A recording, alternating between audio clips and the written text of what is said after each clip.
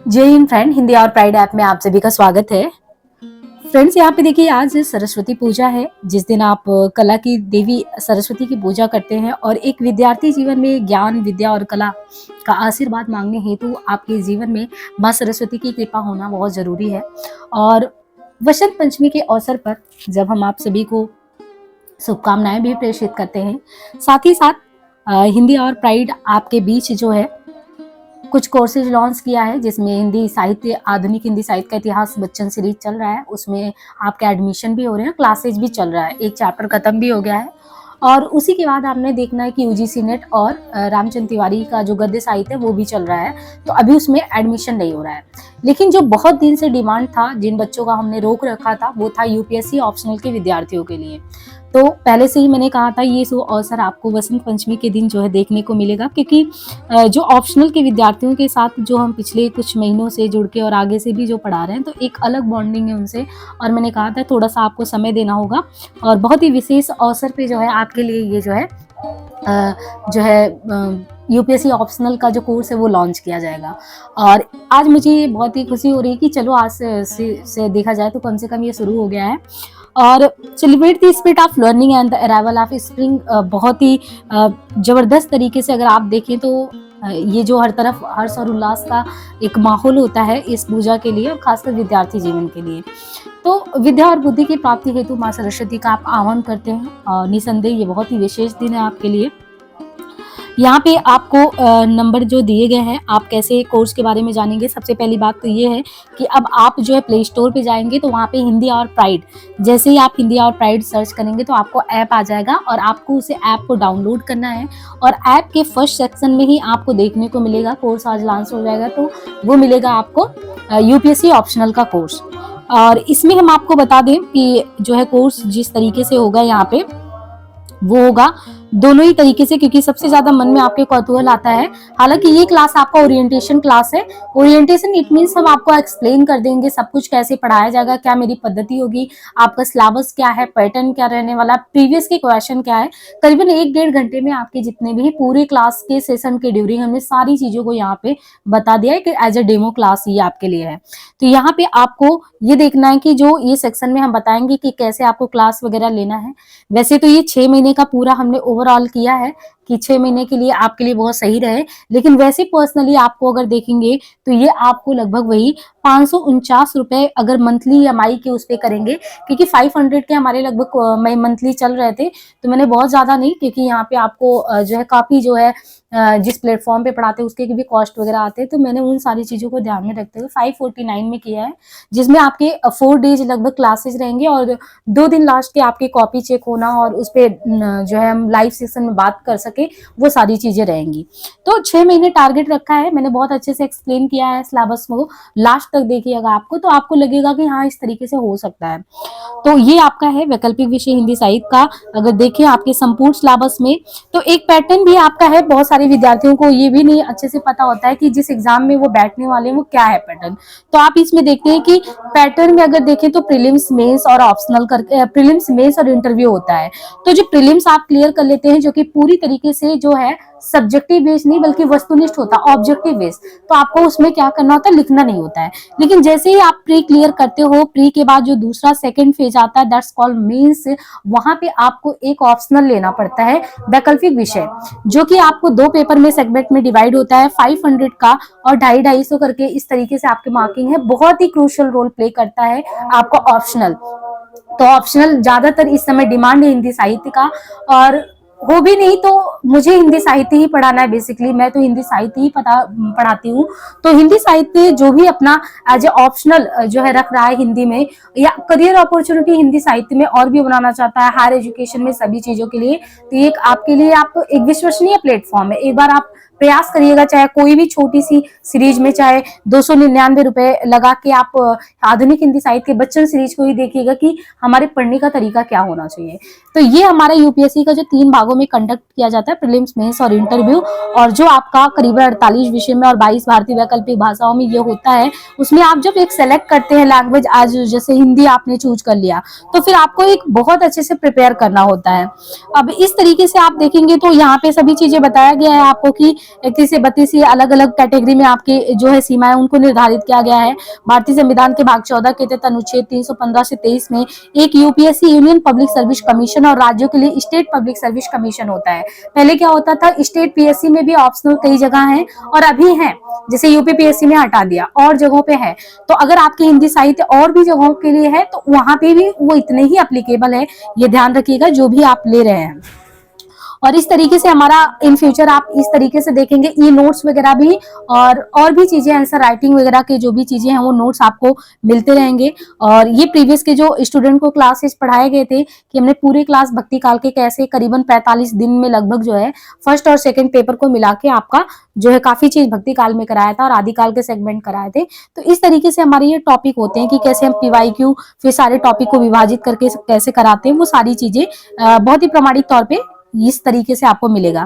ये आपको यहाँ पे नंबर दिया गया है, ठीक है, यहाँ पे आप मैसेज कर सकते हैं। और कोर्स के लिए हम बता रहे हैं जल्दी आपको कोर्स दिखने को मिल जाएगा और सब कुछ ऐप पे है। हाँ, ये है कि जब आप ले लेंगे कोर्स तो हमें इस तरीके से स्क्रीनशॉट देंगे और वो एक यूपीएससी ऑप्शनल के विद्यार्थियों का एक ग्रुप बन जाएगा। और अभी बहुत अच्छा फीचर है कि व्हाट्सएप ग्रुप पे हम लाइव बहुत अच्छे से बैठ के बातचीत कर सकते हैं कि ये चीज किया जाए तो इतना बढ़िया हो सकता है, वो एक तरीका है। आगे चल के हो सकता है ये चीज हमारा जूम मीटिंग पे या और भी जगहों पे हम उसको कन्वर्ट कर ले, बट अभी तो बहुत अच्छा है कि आप डायरेक्ट लाइव जो बातचीत कर सकते हैं वो व्हाट्सएप ग्रुप पे भी बहुत अच्छे से हो सकता है। काफी अच्छा फीचर है। तो यहाँ से आप जैसे ही लेंगे और आप यहाँ से फिर तुरंत जो है उसके जो है स्क्रीनशॉट हमें भेज देंगे। और सबसे बड़ी बात है, हिंदी साहित्य जो भी हमारे हिंदी साहित्य की महान विभूतियां उनको समर्पित है। आपके सिलेबस में अगर आप देखें तो कबीर ग्रंथावली है और यहाँ पे तुलसीदास जी का अगर आप देखेंगे तो उत्तरकांड वगैरह रामचरितमानस के लगे हुए हैं। सूरदास के अगर आप देखेंगे पद लगे, भ्रमर गीत सार लगा हुआ है ना। तो मलिक मोहम्मद जायसी का अगर देखेंगे तो आपके सिलेबस में अगर आप देखो तो जायसी ग्रंथावली लगा हुआ है। पद्मावत के बारे में बहुत डिटेल में आप पढ़ते हो। मैथिली शरण गुप्त का भारत भारती हो गया, महादेवी वर्मा की भी रचनाएं आप पढ़ेंगे। और इसके अलावा आप इसी तरीके से आप देखिए कि निराला जी, चाहे मुंशी प्रेमचंद जी, अपन जी, सभी को पढ़ेंगे। तो कुल मिला के हम इन महान विभूतियों को बहुत अच्छे से पढ़ने वाले हैं, ये ध्यान रखना है। और इस समय अगर आप देखेंगे तो मेरे यहाँ पे जो कोर्स चल रहा है हिंदी साहित्य के लिए, तो कम से कम आप एक बार ना हिंदी आवर प्राइड जो ऐप है उसको विजिट करिए और वहां पे आप देखेंगे धीरे धीरे चीजें हम जो है काफी अच्छे से कोशिश कर रहे हैं कि बहुत अच्छे सिलेबस लेके सारी चीजें पढ़े। थोड़ा टाइम टेकन प्रोसेस है, बट यस कि वो कोशिश हो रही है तो हो जाएगा, जल्द से जल्द हो जाएगा। तो एक बार आप जरूर जाए, यहाँ पे यूपीएससी एंड यूजीसी नेट दोनों ही सेक्शन में चीजें आपको देखने को मिलेंगी। जब आप ऐप पे जाएंगे इस तरीके से आपको ये लोगो देखने को मिलेगा, है ना। बहुत जल्दी ये सारे कोर्स आपको फीचर होने लगेंगे। यहाँ पे आपको नंबर दिया गया है तो आपको इस तरीके से करना है। और हमने पहले ही बताया था ये गूगल प्ले स्टोर पे इस तरीके से आपको सर्च करना है, ठीक है। बाकी सारी चीजें हैं कि यूजीसी नेट वाला अभी हम नहीं करें कि एडमिशन यूजीसी नेट वाले में लीजिए, जल्दी हम आपको सूचित करेंगे कि कैसे क्या है। क्योंकि जब तक कोई भी चीज बहुत अच्छे से नहीं हो पा रहा तो हम किसी चीज को नहीं कहेंगे कि आप वो चीज कर लो। आप ट्रायल में जैसे बच्चन सीरीज है तो वो सभी विद्यार्थियों को पढ़ना चाहिए, बहुत ज्यादा कॉस्ट भी नहीं है। तो आप वहां पे आके कम से कम ये ट्राई कर सकते हैं कि हाँ इस तरीके से हमें पढ़ना चाहिए। बाकी सिलेबस वगैरह को बहुत अच्छे से आपको डिटेल में डिस्क्राइब किया गया है कि कैसे आपके जो है 2 पेपर होने हैं। और 2 पेपर में पहले में खंड का और खा में सेक्शन डिवाइड है, सेकंड पेपर में भी का एंड खा में डिवाइड है, वो देखना है। जैसे यहाँ पेपर फर्स्ट है भाषा साहित्य, तो यहाँ पे क्रम से आपका भाषा साहित्य की चीजों को दिया गया है कि कितने सिलेबस में क्या क्या चीजें हैं। इसको बहुत डिटेल में हमने डिस्क्राइब किया है, इसलिए इसे यहाँ पे नहीं बता रहे हैं। बट एक ओवरऑल आपका व्यू है कि हर एक चीज हमें एक जगह पे कैसे मिल जाए, उसकी पूरी कोशिश यहाँ पे की गई। तो ये आपका संपूर्ण सिलेबस है। और सबसे बड़ी बात है कि हिंदी आवर प्राइड जो है, अगर आप इस तरीके से यहाँ पे जुड़ते हैं तो जब हम लाइव बातचीत करते हैं हर एक चीज, तो आप डायरेक्ट जो है बातचीत के संदर्भ में अपनी जो भी क्वेरी है उसके संदर्भ में आप पूछ सकते हैं। और ये बहुत अच्छी बात है क्योंकि अभी तक जो टेलीग्राम पे क्लास वगैरह था तो वो उतना व्यवस्थित नहीं हो पा रहा था, लेकिन अब ये क्या है कि अपना खुद का ऐप है तो वहाँ पे हर एक चीजें आपको बहुत ही व्यवस्थित तरीके से मिलेगा। आप क्लास का एक्सेस है तो बार बार उसको देखते रहो। और बहुत ज्यादा अभी लाइव क्लास उस तरीके से नहीं मिलेगा, बट लाइव इंटरेक्शन हमारा जो है व्हाट्सएप पे बिल्कुल फेस टू फेस हो रहा है, जिसमें आप आई कांटेक्ट कर सकते हो, अच्छे से उस प्लेटफॉर्म को बेहतरीन यूज कर सकते हो। एक जो सेल्फ कॉन्फिडेंस आपका लूज होता है उसको भी बढ़ा सकते हो, तो वो चीजें हम कर सकते हैं भाई। और धीरे धीरे बहुत बेहतरीन करने के प्रयास में हम आगे बढ़ते रहेंगे। और इसी तरीके से किस तरीके से भक्ति मूवमेंट जिस तरीके से पूरा पैन इंडिया फैला है, उन सारी चीजों को हम लेके चलेंगे। तो मुझे उम्मीद है कि ये लाइव जो है आपका ये ओरिएंटेशन क्लास है, इसको आप पूरा देखोगे ताकि एक एक चीज आपका क्लियर हो। दूसरी चीज, जब ये क्लियर हो जाएगा, आपके मन में आता है कि किसी भी प्रकार से कि हमें पढ़ाने की पद्धति पता हो या ना पता हो, तो ज्यादा नहीं, 299 रुपए होते हैं। आप कुछ नहीं करो, सबसे पहले आप ऐप डाउनलोड करो, उसमें जो थर्ड नंबर पे आपका है यूजीसी नेट, थर्ड नंबर पे यूजीसी नेट का सेक्शन, वहां पे एक कोर्स है बच्चन साहित्य का, आधुनिक हिंदी साहित्य बच्चन सीरीज, 299 पे करके आप इस सीरीज में इनरोल हो जाओ, ताकि मेरी पढ़ाई की पद्धति से परिचित हो जाओ। वो आपका वेस्ट नहीं जाने वाला है। आप कुछ दिन देखो कि हाँ ऐसे ऐसे पढ़ाया जाता है, फिर आप जो है एक ट्रस्ट करके आप इस वाले क्लास में आ सकते हो। तो एक बहुत बेहतरीन ये भी रहेगा कि आधुनिक हिंदी साहित्य के इतिहास को भी आप पढ़ते रहोगे और वहां भी कर लोगे। बाकी जो बहुत अच्छे से परिचित है कि किस तरीके से हमारे पढ़ाने की पद्धति है, मुझे नहीं लगता उन्हें किसी प्रकार का संदेह होगा कि कैसे पढ़ना है, क्या पढ़ना है ना। तो बहुत ही अच्छे से आप जो है जुड़ के जो है अपने सपनों को साकार रूप दे सकते हैं। और हिंदी साहित्य में अगर हम कहें कि मुझे विश्वास है कि थोड़ा भी अगर आप ट्रस्ट करते होंगे तो डेफिनेटली आपको कोई डाउट नहीं रहने वाला है। हाँ, प्रोसेस है, टाइम ड्यूरिंग थोड़ा सा फर्स्ट टाइम और इस तरीके से व्यवस्थित रूप यहाँ देना वो समय लग सकता है, बट क्वालिटी में कंप्रोमाइज नहीं करने की कोशिश होगी, ये चीज रहेगा। तो अगेन मैं कहूंगी कि बसंत पंचमी की ढेर सारी शुभकामनाएं हमारे प्रिय जो इतने भी साथी गण हैं उनको, माँ सरस्वती की कृपा आप सभी पे बनी रहे। और बहुत खुशी है कि आपका ये जो है बैच ये लॉन्च कर दिया जा रहा है, बहुत ही शुभ अवसर पे ये चीज किया जा रहा है, तो पीछे हटने की कोई बात नहीं है।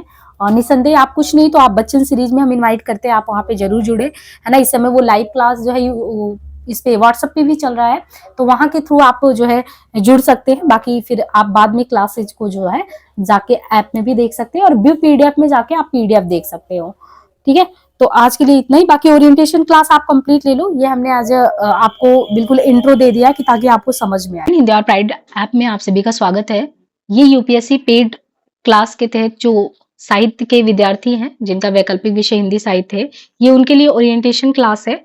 और इस क्लास में हम क्या चीजें देखेंगे कि ये जो आपका क्लास डिजाइन किया गया ऑप्शनल के विद्यार्थियों के लिए, उसमें हमारा जो दोनों पेपर है, यानी भाषा साहित्य का पेपर है, हिंदी साहित्य के इतिहास का पेपर है, या जो खंड सेकंड वाला जो पेपर आपका है, उसमें भी 2 सेगमेंट है, खंड का और खा।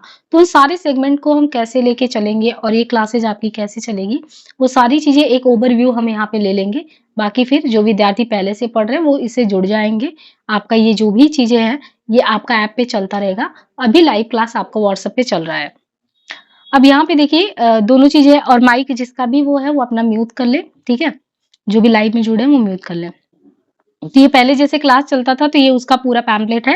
हालांकि अभी आपका ये चीज ध्यान रखना है कि हिंदी और प्राइड ऐप पे चीजें शिफ्ट हो चुका है। अभी यहाँ भले ही आपका लाइव क्लास चल रहा है इस तरीके से, तो बाकी चीजें आपको जानकारी वहां पे मिल जाएगी। दूसरी चीज आपको सबसे बड़ी बात यह है कि यूपीएससी के जो विद्यार्थी हैं उनको सबसे बड़ी प्रॉब्लम आती है आर्ट ऑफ राइटिंग में, कि कोई भी चीज अगर हमने पढ़ लिया तो लिखेंगे कैसे। और ये यही के लिए नहीं है, ये आप असिस्टेंट प्रोफेसर के तौर पे भी, या इन फ्यूचर आप पीएचडी परस्यू करना चाहते हो कुछ भी, तो कोई भी चीज को हम पढ़ तो लेते हैं लेकिन उसको लिखने में कैसे उसको प्रारूप में डाले, वो बहुत बड़ी चुनौती हो जाती है, जो कि साहित्य के विद्यार्थियों के लिए जो ऑप्शनल लिए हैं उनके लिए भी उतनी ही चुनौती वाली बात है। तो यहाँ पे बच्चों के ये क्वेश्चन आते हैं कि वो पढ़ना तो नहीं चाहते लेकिन वो क्वेश्चन के आंसर राइटिंग करना चाहते हैं। तो एक चीज आपको ध्यान रखना है, अभी हम एक टॉपिक आपको पढ़ाएंगे, फिर आपने देखना है कि क्या आप उस पर बिना पढ़े चीजों को लिख सकते हैं, उसको बहुत ही कंसाइज वे में 100-150 में, वो भी 15 मिनट में, 10 मिनट में बहुत ही अच्छे से शेप दे सकते हैं। ये बहुत बड़ी चुनौती है जिसको हम इग्नोर करते हैं। तो this is a art of writing, बहुत अच्छे से आपको लिखने की कला होनी चाहिए। तो ये चीज आपका इसमें चलेगा। हालांकि ये पहले की तरह नहीं चल पाएगा कि हम पर डे आप आर्ट राइटिंग के तहत आपको लिखे और कॉपी चेक करें, वो उतना पॉसिबल नहीं है। बट यस, कि हम अगर वीक में 4 डेज आपका वहाँ क्लास शेड्यूल्ड है, तो लास्ट के 2 डेज में हम लोग कॉपी को देख लेंगे कि हाँ ये चीज है, ये ऐसे कवर करना है, ये चीज होगा आपका।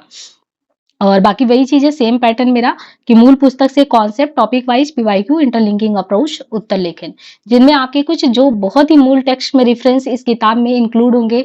शुक्ल की किताब को भी लिया जाएगा आज फाउंडेशन, तिवारी से गद्य साहित्य को लिया जाएगा, और जो भी इंपॉर्टेंट चीजें जहां से इंक्लूड करना होगा उन सारी चीजों को लेंगे हम। इसके बाद जो है हमारा ये देखना है कि ये तो आपका पहले से है कैसे चीजें लेना है और आपको करके, और यहाँ पे ये व्हाट्सएप नंबर यहाँ पे गिवन है, और यहाँ पे आप जो है चीजों को बात कर सकते हैं कि किस तरीके से हमें जुड़ना है। बाकी सब कुछ ऐप पे हो गया, तो ये चीज ध्यान रखिएगा, यहाँ पे लगा नहीं है। आप प्ले स्टोर पे जाएंगे हिंदी और प्राइड ऐप करके वहां पे, और वहां पे आज ही कोर्स जनरेट हो जाएगा जो कि यूपीएससी पेड वाला बैच का है, तो वहां पे ये आपको शो होने लगेगा। ठीक है। अब यहाँ पे आपको ये देखना है कि कुछ चीजें हमने एज अ प्रारूप के तौर पे अगर आपको देखना है तो यहाँ पे हमारे यूट्यूब में आप देख सकते हैं कि किस तरीके से, खासकर आप अगर बहुत अच्छे से समझना है कि सच में कैसे चीजों को हम कोई भी चीज लिखते हैं, तो एक दिव्या उपन्यास आपके यूपीएससी में लगा हुआ है, और इस उपन्यास को आप देख सकते हैं कि कैसे हमें हर एक, अगर हमने उपन्यास बाय द वे पढ़ लिया, मान लो यूजीसी नेट की प्रिपरेशन में या कहीं पे भी, तो आप एक गोदान उपन्यास है जो आप कह सकते हो कि पूरे साहित्य जगत में क्रांतिकारी चेतना वाला एक आपका उपन्यास है। तो वो उपन्यास जो है, अगर आपको उसी चीज को मान लो आपने पढ़ लिया, अब उसमें जितने भी कैरेक्टर को आपने पढ़ लिया, तो आपका क्वेश्चन ये हो जाता है कि इस कैरेक्टर के बारे में बताओ कि आपने चरित्र चित्रण क्या करना है, चाहे वो होरी का हो, चाहे धनिया का हो, गोबर का हो, या एक तरीके से आपने देखना दाता दीन माता दीन किसी का भी हो। या आपके ये क्वेश्चन हो सकते हैं कि प्रेमचंद जी को आप अगर देखें तो संवेदना साहित्य के सिल में उनको कथा सम्राट क्यों कहा जाता है या किस परिप्रेक्ष्य में कहा जाता है। तो ये होता है हमारी बातों को एक्सप्लेन करने का तरीका। तो हम चीजों को रट लेते हैं, ऑब्जेक्टिव एग्जाम निकल जाएगा, जो वस्तुनिष्ठ है वो तो निकल जाएगा, लेकिन जब सब्जेक्टिव वे में बात आएगा तो आपको ऐसे क्लासेस की जरूरत होगी। ये है आपका आर्ट ऑफ राइटिंग क्लास, जो कि यहाँ से लेके आपको हायर एजुकेशन में पीएचडी तक का काम करेगा, क्योंकि वहां पे भी आपको कभी भी इंटरव्यू देना है या पीएचडी परस्यू करना, तो आपको रिसर्च प्रपोजल वगैरह बनाना होता है। और अच्छी बात यह है कि हरियाणा पीएससी के असिस्टेंट प्रोफेसर में भी रिटन एग्जाम है, तो वहां पे भी ये चीजें होंगी। अब क्योंकि ओरिएंटेशन है तो थोड़ा सा टाइम लेंगे आपको ये बताने के लिए, फिर हम पॉइंट पे आ जाएंगे। अब पहले से क्या होता था हमारे पढ़ाने का ये पैटर्न था, जो भी हमारा टेलीग्राम पे क्लास चला था, एक आपको सारणी दे दिया जाता है कि ऐसे है और हमारा ये क्लास शेड्यूल्ड है, ऐसे ऐसे हम चीजें कराएंगे। तो वहां पे तो टेलीग्राम पे होता था तो अनिश्चितता बरकरार रहती रहती, बहुत ही क्लियर नहीं हो पाता था। बट अब क्या है, आपके ऐप में रहेगा वो मेरी सुविधा अनुसार कि हम आपको क्लास शेड्यूल्ड रहेगा कि हाँ हमको इस तरीके से करना है। अब वो चाहे ऐप में हम इस तरीके से कर सकते हैं कि एक तरफ आपका भाषा साहित्य का चल रहा है, एक हिंदी साहित्य का। ये टोटल क्लास आपका हम अपनी तरफ से टारगेट रख रहे हैं कि 6 महीने में कंप्लीट हो जाए, पेपर फर्स्ट एंड सेकंड। और एक अनुभव भी रहा है, तो मुझे लगता है कि आराम से हो सकता है। अगर भक्ति काल आपका 45 दिन में बहुत अच्छे से फर्स्ट सेकंड पेपर हो सकता है, आदिकाल 15 दिन में हो सकता है, तो इट मीन्स हो सकता है, कोई प्रॉब्लम नहीं है। ये मैंने पहले जो है अनुभव देख लिया है करके कि हो सकता है ये चीज। तो ये कुछ ऐसे है कि आपको अभी हम सिलेबस दिखाएंगे, ठीक है, सिलेबस दिखाएंगे, सेगमेंट के डिवाइडेशन करेंगे कि ऐसे विभाजित करके इन चीजों को लेके चलेंगे। अब ये आपका मान लो कि ये तो मान लो पहले कैसे सिलेबस वगैरह को किया था और स्टूडेंट को कराया था, उनमें हमारे जो टॉपिक क्लियर होते जाते हैं उसको इस तरीके से पिक करते जाते हैं कि ये चीज हमारा मान लो टाइम टेबल के अनुसार ये चीजें हो चुकी। अब जैसे ये आपको पूरे टॉपिक दिए गए हैं, तो कौन कौन से आपके जो सिलेबस में वो टॉपिक है उनको हमें डिटेल सिलेबस में करना है। जैसे साहित्य इतिहास का दर्शन है सबसे पहले है, और फिर लेखन की पद्धतियां क्या होती हैं, नामकरण क्या है, काल विभाजन क्या है, विशेषताएं क्या है, प्रवृत्तियां क्या है, रासो साहित्य क्या है, जैन क्या है, सिद्ध है, नाथ है ये। और अच्छी बात ये है कि इसमें बहुत सारे विद्यार्थी हैं जैसे मुझसे जुड़ना चाहते हैं एचपीएससी के लिए, राइटिंग के लिए, तो देखिए ये ओरिएंटेशन क्लास सभी के लिए है। हरियाणा पीएससी के एग्जाम में जो है आपका रिटन एग्जाम है, और भी जगह पे आप बैठेंगे तो रिटन एग्जाम तो नहीं, लेकिन एक वस्तुनिष्ठता से आगे वो सब्जेक्टिव वे में पूछते हैं, आपके थॉट प्रोसेस को जानना चाहते हैं। तो ऐसे में ये टॉपिक दिया गया है, जैसे अभी राजस्थान पीएससी का भी आया हुआ है लेक्चरर का, तो वहां पे भी देखेंगे जो आपका हिंदी साहित्य के इतिहास वाला पोर्शन है, वहां पे बहुत ही डिटेल सिलेबस दिया गया है। उसमें आपका साहित्य के इतिहास का दर्शन क्या है, पद्धतियों में जितनी भी पद्धतियां हैं, है ना, औपचारिक अनौपचारिक के तहत कैसे क्या है, वो सारी चीजें वहां पे है। लेकिन हम गलती क्या करते हैं, हम ये सोचते हैं कि हमको as a one day exam पढ़ना है, तो हम बहुत डिटेल उसको कवर नहीं करते। जबकि अगर आप ये ओवरऑल कवर करते हो तो बेसिकली हिंदी का जो फाउंडेशन है वो ये है कि कितने अच्छे से आपने हर एक चीज को बहुत डिस्क्राइब वे में पढ़ लिया, और एक बार आपने अच्छे से उस पर टाइम दे दिया, तो जब आप ऑब्जेक्टिव पढ़ते हो तो वो चुनौती नहीं आता। ये चीज हमें फोकस करना है। तो ये कुछ इस तरीके से इनके सिलेबस में है और ऐसे पॉइंट होते जाएंगे। अब दूसरी चीज ये है कि आपका दो दो पेपर है, तो हमारी कोशिश यही रहेगी कि हमेशा दो चीजें लेके चले। तो मैं जहां तक कोशिश कर रही हूँ कि एक आपका हिंदी साहित्य के इतिहास का जो पोर्शन है वो, दूसरा आपका गद्य साहित्य। अब ये गद्य साहित्य हम कैसे करवाने वाले हैं, जैसे आपने रामचंद्र तिवारी का देखा होगा, जो रामचंद्र तिवारी जी का है हिंदी गद्य साहित्य का इतिहास, 1600 पेजों में करीबन है, और उन्होंने पूरे गद्य साहित्य में, चाहे वो कहानी है, कविता कहानी है, उपन्यास है, नाटक है, संस्मरण, यात्रा, वृत्तांत, रिपोर्टाज, जो भी चीजें हैं गद्य की विविध विधा में, उन सारे को बहुत ही डिटेल वे में वो कवर किए हुए हैं। तो हम उनसे इंपॉर्टेंट पिक करेंगे। हालांकि पूरे की पूरी चीज को यहाँ नहीं कराएंगे, वो आपके काम का नहीं है। वो पूरा करना होगा, कोई जो अलग से सीरीज 500 का, वो आप कर सकते हो उसको। लेकिन यहाँ पे उसमें जो इंपॉर्टेंट चीज है वो पिक करेंगे। जैसे आपको मान लो कहानी पढ़ा रहे हैं, तो पढ़ाने का तरीका क्या है, अभी हम क्वेश्चन आपको दिखाएंगे। जैसे कहानी है, तो कहानी के संदर्भ में आपको क्या क्या पता होना चाहिए। कहानी कथा क्या अंतर है, कहानी कहाँ से आया, कैसे आया, किससे प्रभावित हुआ, कहानी की वर्तमान प्रासंगिकता क्या है, कहानी का जब विभाजन करेंगे तो प्रेमचंद को आधार मान रहे हैं तो पूर्व में क्या है, पश्चात में क्या है, वर्तमान क्या है, प्रासंगिकता क्या है, समकालीनता, तो सब चीज पढ़ेंगे आप। तो वहां पे हम कुछ नहीं, तो वहां से कहानी की विकास यात्रा ले सकते हैं, इंपॉर्टेंट रचनाकार की कहानियां ले सकते हैं, वो पिक कर सकते हैं। बाकी बहुत डिटेल से आप वहां पे वो चीज करेंगे। देखिए हर एक कोर्स की अपनी वो है कि हमें समय से यहाँ पे समय सीमा में बात के खत्म करना। वहां पे वो क्लास कराते कराते मुझे तो जहां तक लगता है कितना भी करो 70 से 80 क्लास चला जाएगा वो। यहाँ पे जो काम का होगा उतना करा दिया जाएगा। तो एक साथ कोशिश ये रहेगी कि आपको 2-2 क्लास मिलता रहे। अब वो मेरी जिम्मेदारी कि हमको 6 महीने में कैसे करना है, लेकिन मेरी कोशिश रहेगी कि एक आपको गद्य साहित्य के क्लास मिलता रहे, एक वो मिलता रहे। उसमें क्या होगा कि आपका सीधे 6 महीने का कोर्स है अपना, तो आप अपने अकॉर्डिंग उसको करते रहेंगे। तो इस तरीके से होगा। यानी एक मान लो फर्स्ट पेपर चल रहा है तो दूसरा सेकंड पेपर चल रहा है। फर्स्ट पेपर में मान लो आपको हिंदी साहित्य के इतिहास से संबंधित चीजें चल रही, तो सेकंड पेपर में जो आपकी रचनाएं लगी हैं, चाहे गोदान बाणभट्ट की आत्मकथा, निष्कांसी, ये तो मान लो नेट का है, तो वहां पे आपके जैसे मैला आंचल लगा है, गोदान लगा है, दिव्या उपन्यास लगा है ना, और महाभोज लगा है, तो उनको करते रहेंगे, ये रहेगा। अब आगे यहाँ पे देखना है कि अब आपके जो नोट्स की सबसे ज्यादा हेडक रहती है, नोट्स कैसे रहेगा। नोट्स बाद में प्रिंटेड फॉर्म में मिलेगा, बट शुरुआत में हमारा हैंड रिटन नोट्स ही रहेगा, जो कि आपने अभी देख लिया होगा ऐप में। तो ऐप में इस तरीके से आपका वीडियो का सेक्शन रहता है, बगल में व्यू पीडीएफ का सेक्शन रहता है। आप व्यू पीडीएफ में जाके आराम से जितनी बार मन के वो पीडीएफ देख सकते हैं, और मेरा हैंड रिटन रहेगा। वो मुझे लगता है कि हैंड रिटन आपको समझ में आ रहा है, बाद में ये रिटन फॉर्म में मिल जाएगा, इट मीन्स कि टाइप किया हुआ मिल जाएगा। तो यहाँ पे जैसे मान लो कि आपको क्या करना है, जैसे हमें क्या होता है कि मान लो आपने सिद्ध साहित्य पढ़ लिया, ठीक है, तो सिद्ध साहित्य आपने पढ़ लिया, नाथ साहित्य पढ़ लिया, रासो साहित्य पढ़ लिया, जैन साहित्य पढ़ लिया। अब समस्या क्या आती है, आपने इसको रट लिया, और आजकल जो एग्जाम आ रहे हैं, चाहे अभी यूजीसी नेट के एग्जाम देके जो भी विद्यार्थी आए हों, या कोई भी हायर कमीशन के एग्जाम हो, या कोई भी एक अच्छे लेवल के एग्जाम में, तो आपको कितना नहीं तो 4 विकल्प देता है, इवन लेक्चरर के एग्जाम में भी। तो 4 विकल्प में वो इस तरीके से, मान लो एक सिद्ध साहित्य से क्वेश्चन उसने बनाया आपके लिए, क्रिएट किया, तो सिद्ध साहित्य से वो ऑप्शन में 4 चीजें दे देगा कि जैसे सिद्धों में पंचमकार पद्धति में ये चीजें आती है, उसमें गुरु महिमा का प्रतिपादन है, जीवन की सहजता की बात की गई है, या तत्कालीन जीवन में आशा का संचार है। अब अगर आपको ये चारों चीजों के बारे में नहीं पता कि सिद्ध साहित्य में चारों विशेषताएं हैं, और लास्ट में उसने लिख दिया उपरोक्त में से कोई भी नहीं, या उपरोक्त में से 2 या 3 4, जैसे विकल्प को थोड़ा ट्रिकी बना देते हैं ताकि बच्चा फंसे उसमें, सीधा नहीं देते। अब ऐसे में अगर आपको पूरी जानकारी नहीं है सिद्ध साहित्य के बारे में, बहुत अच्छी जानकारी नहीं, तो ये क्वेश्चन आपसे सॉल्व नहीं होने वाला। ये सभी के लिए है। जब आप कहते हो ना कि मेरे लिए है कि नहीं है, तो ये आप हिंदी साहित्य में अगर आपने पैर रखा है, यूटी एंट्रेंस के थ्रू कहीं पे जाना है, या एमए करना है, या आगे इन फ्यूचरिस्टिक अप्रोच में कुछ भी करना है बहुत अच्छे लेवल पे, तो हर जगह पे ये काम आने वाला है। ये सभी स्टूडेंट के लिए बात बता रहे हैं, अदरवाइज वो पूछते हैं क्या मेरे लिए है कि नहीं, ये आपको समझना है।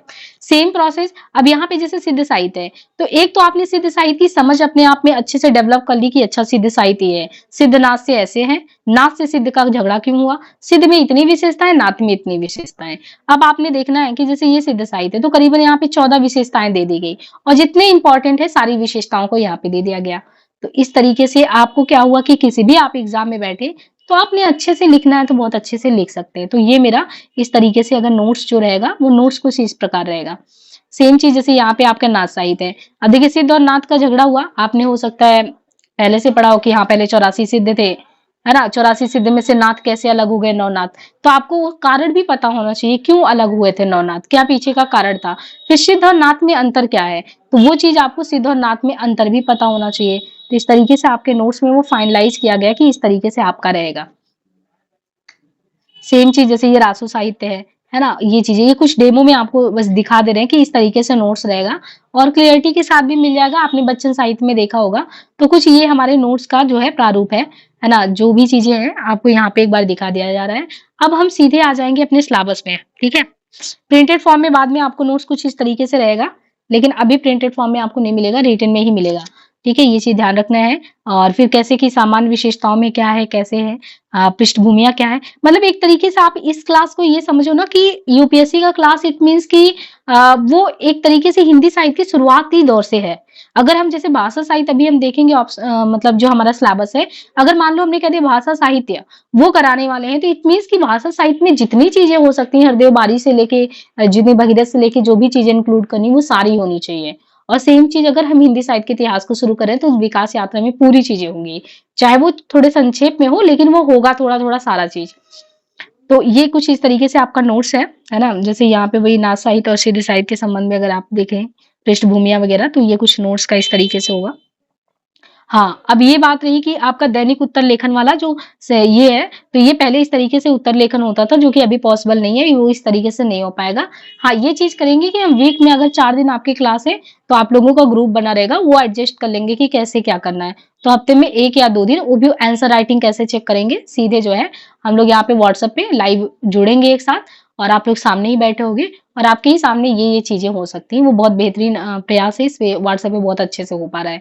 तो लाइव इंटरेक्शन भी बहुत अच्छे से हो पाएगा। ऐसे कॉपी चेक करेंगे ताकि आपको लगे कि हाँ ये गलती हो रहा है। अब जैसे क्वेश्चन क्रिएट करने का मतलब, जैसे अभी हमने सिद्ध और नाथ साहित्य को पढ़ाया, तो उसमें डिफरेंस हमने पूछ लिया कि बताओ सिद्ध और नाथ साहित्य में जो है आपका अंतर क्या है, और अंतर के साथ आपने प्रासंगिकता को भी बताना कि ये प्रासंगिकता है, या आदिकालीन रासो साहित्य है तो उसकी विशेषताओं के संबंध में आप बताइए। तो इस तरीके से हमारा जो क्वेश्चन का पैटर्न होगा, है ना। और ये तो पिछले क्लास में जो स्टूडेंट ने लिखा था, तो उस तरीके से ये लोग जिस तरीके से लिखे थे वो पूरे चीजें थे।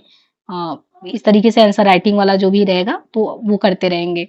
एक अपने लिखने का भी, और हाँ ये चीज था प्रारूप मेरा, कि किस तरीके से आप लोगों को एज ए डेमो क्लास में हम प्रारूप दे देते थे। जैसे आप सिद्ध और नाथ में सारे स्टूडेंट ने लिखा, तो उनको और क्लियरिटी के साथ कि आपको चीजों को कहाँ से शुरू करना है, कैसे चीजों को एंड करना है, ये प्रारूप हमारा होना चाहिए।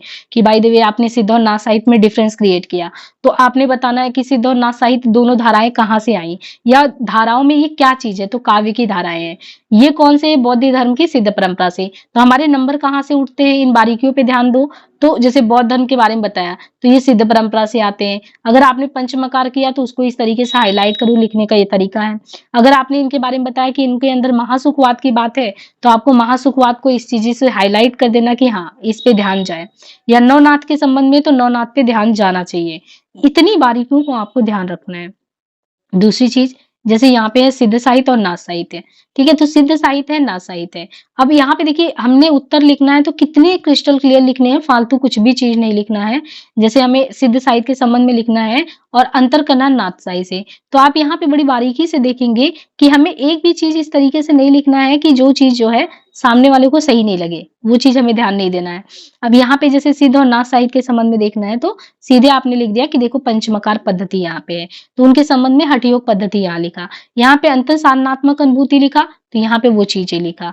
अब इससे क्या है कि आपकी एक समझ तो अच्छी हो जा रही है, प्लस आपको क्या चीज लिखना है, कितने संक्षेप में आपने नोट्स को रखना है, उन सारी चीजों को आप ध्यान रखेंगे। टू द पॉइंट जो आपका आंसर होगा कि पंचमकार ये अंतर साधनात्मक अनुभूति, प्रचार प्रसार किस तरीके से हो, नारी को भोग्या माना है तो यहाँ निंदा माना है। तो ये हमारी कॉपी का प्रारूप है कि इस तरीके से जब भी आपको आंसर का फॉर्मेट दिया जाएगा इसी तरीके से दिया जाएगा। तो ये इस तरीके से उत्तर लेखन में जो मेरी तरफ से प्रयास रहता है कि इस तरीके से आपको लिखना है, किसी भी चीज का उत्तर लेखन में ये चीज करना है। तो ये चीजें हमारी तरफ से रहेंगी। अब आपको हम एक काम करते हैं कि सिलेबस जो है आपको दिखा देते हैं, ठीक है। तो यहाँ पे आपने देखना है कि ये मान लो भक्ति काल का जब क्लास चल रहा था, तो इस तरीके से भक्ति काल के क्लास में इन लोगों को दिया गया था। अब जैसे भक्ति काल का क्लास कवर किया गया था जो पिछला हमारा सेशन था, तो उसमें हमारा प्रारूप क्या था पढ़ाने का, यही था कि आपको भक्ति काल के तहत अगर शुरू करना है तो कौन से टॉपिक को हम कवर करेंगे। समय सारणी हुआ कि भक्ति काल का उदय, अर्थ, भक्ति आंदोलन, पृष्ठभूमियां जितनी है, और कोशिश ये भी थी कि पेपर फर्स्ट को 2 से जोड़ के पढ़ाया जाए, और वैसे ही किया गया था। अराउंड 45 डेज लगे थे, जिसमें आपने देखना है कि फर्स्ट और सेकंड पेपर को जो भक्ति काल का वो जोड़ के पढ़ाया था हमने। तो ये जितने भी टॉपिक थे उसमें कवर हुए थे। ये टोटल टॉपिक था अर्थ से लेके उदय, व्याख्या, पृष्ठभूमि, और इसके अलावा कौन कौन से लोग हैं, वेद से बुद्ध जो है वेद से बुद्ध तक, अलवार, नैनार, शंकराचार्य, और फिर आंदोलन कैसे कैसे फैले, प्रमुख प्रवृत्तियों में क्या क्या खासियत रही, है ना, फिर वैचारिक आधार। और दूसरी बात यह है कि जैसे आपके यहाँ पे सिलेबस में दिया है जैसे कबीर का तो आरंभिक 100 पद दिए हैं। तो आपने देखना है ना कि जितने भी असिस्टेंट प्रोफेसर के पेपर हैं या यूजीसी नेट के, तो करीबन कहीं पे 20 से 25 पद दिया है कि आरंभिक 20 से 25 पढ़ लो, कहीं पे 160 से 205 पद दिया है। लेकिन कबीर ग्रंथावली सभी जगह पे है। तो अच्छी बात ये है कि जो आपका ऑप्शनल का सिलेबस है हिंदी साहित्य के, वो ज्यादातर जगहों पे वो सिलेबस है। तो अगर आपने आरंभिक 100 पद कर लिए, इट मीन्स कि आपने जहां को अभी असिस्टेंट प्रोफेसर बनना है या कुछ भी कबीर के पद आते हैं, तो आप बहुत इजिली कर सकते हो। सेम चीज जैसे जायसी ग्रंथावली, तो जायसी ग्रंथावली में जो इंपॉर्टेंट चीज है, तो वैसे तो आप देखेंगे 57 खंडों में विभक्त वो सारी चीजें, लेकिन आपको ज्यादातर जगहों पे नागमती वियोग खंड ही पढ़ना है। जिस तरीके से उन्होंने शुक्ल जी ने वर्णन किया है, तो बहुत ही अद्भुत वर्णन किया है। तो आपको सिंगल दीप नागमती वियोग खंड यही, और मोस्ट ऑफ द प्लेस पे यही चीज आपका लगा है, बिल्कुल अलग चीज नहीं लगा हुआ है। और इसी तरीके से आपका जो है कबीर और जायसी, अब देखिए जैसे मान लो कबीर को आप पढ़ रहे हो, तो सिर्फ कबीर को नहीं पढ़ा देना है, उनका मूल व्यक्तित्व, दर्शन, भक्ति भावना, रहस्यवादी, इन सारी चीजों को कवर करना है। जायसी को तो कंप्लीट अपने आप में कवर करना है। तो ये चीजें हैं थोड़ा सा। और ओवरऑल जैसे थोड़ा सा हमारा ये होगा कि डायग्राम वगैरह से चीजों को कैसे एक्सप्लेन और अच्छे से किया जा सके। अब जैसे भक्ति मोमेंट था, तो इस तरीके से हमने एक्सप्लेन करने की कोशिश की कि किस तरीके से आपका यहाँ से शंकराचार्य से यात्रा शुरू हुआ। अब देखिए अच्छी बात ये है कि आप बच्चन सीरीज वाले स्टूडेंट भी यहाँ पे हैं, तो जो बच्चन सिंह के साहित्य, आधुनिक हिंदी साहित्य का इतिहास पढ़ा रहे हैं, वहां पे याद होगा आपको, तो हमने आपको पढ़ाया था कि आया था कि जो ये बच्चन जी थे, तो उनके संबंध में जब बात बीच में आया था, तो वहां पे ये कहा गया था कि उनसे क्या नाम है, इनके अद्वैत से लोग सहमत नहीं थे। जो अद्वैत मतलब शंकराचार्य के हैं, तो शंकराचार्य के अद्वैत से सहमति नहीं व्यक्त करते। तो वो हमने तब समझाया था आपको कि अद्वैत क्या है, या रामानुजाचार्य के विशिष्ट द्वैत से अगर संबंध रखते हैं, वो खुश होते हैं, तो क्यों होते हैं। अब ये इतनी गहराई से चीजों को हम यहाँ पढ़ते हैं। अब देख रहे हैं आप रामानुजाचार्य, तो विशिष्ट द्वैतवाद हमको यहाँ पढ़ना है। आदि शंकराचार्य 18th सेंचुरी, कैसे दक्षिण भारत से प्रादुर्भाव हुआ और उत्तर भारत के संपर्क में भक्ति आंदोलन जो है प्रचार प्रसार में आया। तो हम यहाँ से ये पढ़ते हैं कि इन्होंने अद्वैत का क्या कॉन्सेप्ट दिया और विशिष्ट द्वैत का रामानुजाचार्य ने क्या कॉन्सेप्ट दिया। तो ये डिटेल चीजें हम यहाँ करते हैं। वहां पे तो देखिए आपको बस थोड़ा सा बैकग्राउंड में फिर भी हमने एक्सप्लेन कर दिया था, बट उसके बिहाफ पे अगर देखें तो ये आपका डिटेल है। ठीक है, तो यहाँ से चीजें फिर कैसे दक्षिण भारत में पूरे मोमेंट जो है पैन इंडिया फैला भक्ति संघ का, वो चीजें देखना है। तो ये इस तरीके से हमने में देखना है। और हाँ, ये देखिए, अब जैसे ये भक्ति काल के बारे में किस तरीके से दिया गया है, तो अब ये देखिए, जब आप शुक्ल जी के साहित्य को इंक्लूड करते हैं, क्योंकि बहुत प्रमाणिक किताब है, तो जब शुक्ल जी को करते हैं आप, शुक्ल जी की यात्रा भी शुरू होगी कि किस तरीके से हमें पढ़ाना है। तो कुछ इस तरीके से है शुक्ल जी का, अगर आप देखेंगे तो भक्ति काल का शुरुआत इस तरीके से उन्होंने किया। तो हम कोशिश करेंगे कि आपका ये जो क्लास हो बहुत बेहतरीन हो अपने आप में, हिंदी साहित्य के इतिहास के संदर्भ में देखें तो ये जबरदस्त क्लास हो। तो इस तरीके से आपका ये क्लास रहेगा। अभी तो हम फिलहाल लिखित में आपको देंगे, कोई दिक्कत नहीं है, बट ये इस तरीके से आपको टाइप किया हुआ मिल जाएगा। अब मुझे लग रहा है यहाँ तक आपको एक ओवरऑल एक व्यू मिल गया कि ये चीज है। अब हम जो सेकेंडली बात करते हैं वो हमारा सिलेबस है। एक बार आप सिलेबस देख लीजिए, आपने ये देख लिया, सिलेबस देख लीजिए, तो आपको चीजें समझ में आएगी कि हाँ मुझे ऐसे करना है। तो एक डेमो हो जाएगा, फिर हम सीधे क्लास पे आ जाएंगे।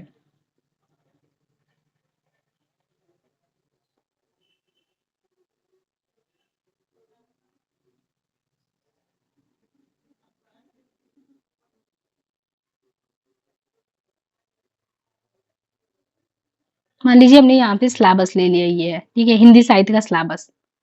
अब हिंदी साहित्य के सिलेबस में आप देखेंगे, दिख तो रहा है ना, दिख तो रहा होगा ना क्लियर आप लोगों को। बबीता जी दिख रहा है? ठीक है, ठीक, ओके ओके, डन। अब यहाँ पे आपने देखना है खंड का जो है हिंदी भाषा और नागरी लिपि का इतिहास। ठीक है, तो एक भाषा साहित्य करके है, ये जल्दी ही आप लोगों को बता देंगे कि हम भाषा साहित्य की यात्रा शुरू करने वाले। मेरे मन में है कि एक साथ 2 क्लास शुरू करेंगे। इट मीन्स हो सकता है कि भाषा साहित्य बहुत ज्यादा नहीं है, मुश्किल से महीने भर भी नहीं लगेंगे हमें जहां तक है। अगर ये लगेगा कि भाषा साहित्य शुरू कर देना चाहिए तो पहले हम शुरू करेंगे, लेकिन मुझे क्या लगता है कि कोई भी विद्यार्थी जब पहली बार हिंदी साहित्य पढ़ता है, तो बिल्कुल उसको शुरुआत से हिंदी साहित्य के इतिहास से यात्रा शुरू होनी चाहिए, क्योंकि ये आपका कठिनाई वाला पार्ट हो जाता है। ये बीच में अगर कर लिया जाएगा वो ठीक रहेगा। मीन्स आपने 1-2 महीने क्लास किए फिर कर लो तो वो ज़्यादा अच्छा हो जाएगा। अब यहाँ पे क्या है कि जैसे आपका 2 पेपर होता है यूपीएससी में, और जैसे आपके एक तरीके से देखें तो यूजीसी नेट में कुल मिला के 10 यूनिट है, लेकिन 10 यूनिट में वो सारी चीज़ें आ जाती हैं। वहाँ भी पहला यूनिट भाषा साहित्य का आता है। तो यहाँ पे भी पहला भाषा साहित्य का ही आता है, और ये आपका जैसे 2 पेपर है, तो पहले पेपर में अगर आप देखना है कि 1 पेपर है तो उसमें 2 है, खंड का है और खंड खा है। ये 2 सेक्शन है, खंड का और खा। अब खंड का में इन्होंने क्या दे दिया है, हिंदी भाषा और नागरी लिपि का इतिहास। तो हिंदी भाषा और नागरी लिपि का इतिहास खंड का में दे दिया है, और जो खंड खा है वो हिंदी साहित्य का इतिहास करके है। अब मुझे ये लगता है कि आपको डायरेक्ट अगर हम हिंदी भाषा पढ़ा देंगे ना तो वो समझ से परे लगेगा। जो बिगनर स्टूडेंट है, नहीं पढ़े हैं, बेस नहीं है, तो भाषा साहित्य से वो डर के भागेंगे। तो इसलिए सबसे पहले हमारा ये होगा कि आपको हिंदी साहित्य का इतिहास समझना चाहिए। यहीं से आपकी यात्रा ही शुरू होती है। और हिंदी साहित्य के इतिहास के साथ अगर मुझे लगेगा कि हाँ, दूसरा क्लास आपका भाषा साहित्य का चलना चाहिए, तो कुछ नहीं तो हर 2 दिन पे 1 क्लास चला देंगे, तो भी वो आराम से 1.5 महीने में खत्म हो जाएगा। अब ये देखिए, कुल मिला के यहाँ पे कितने 11 पॉइंट है, ठीक है। भाषा साहित्य में कुल 11 पॉइंट है। इसमें कहाँ है, किस तरीके से, अभी हम आपको क्वेश्चन भी दिखाएंगे प्रीवियस के।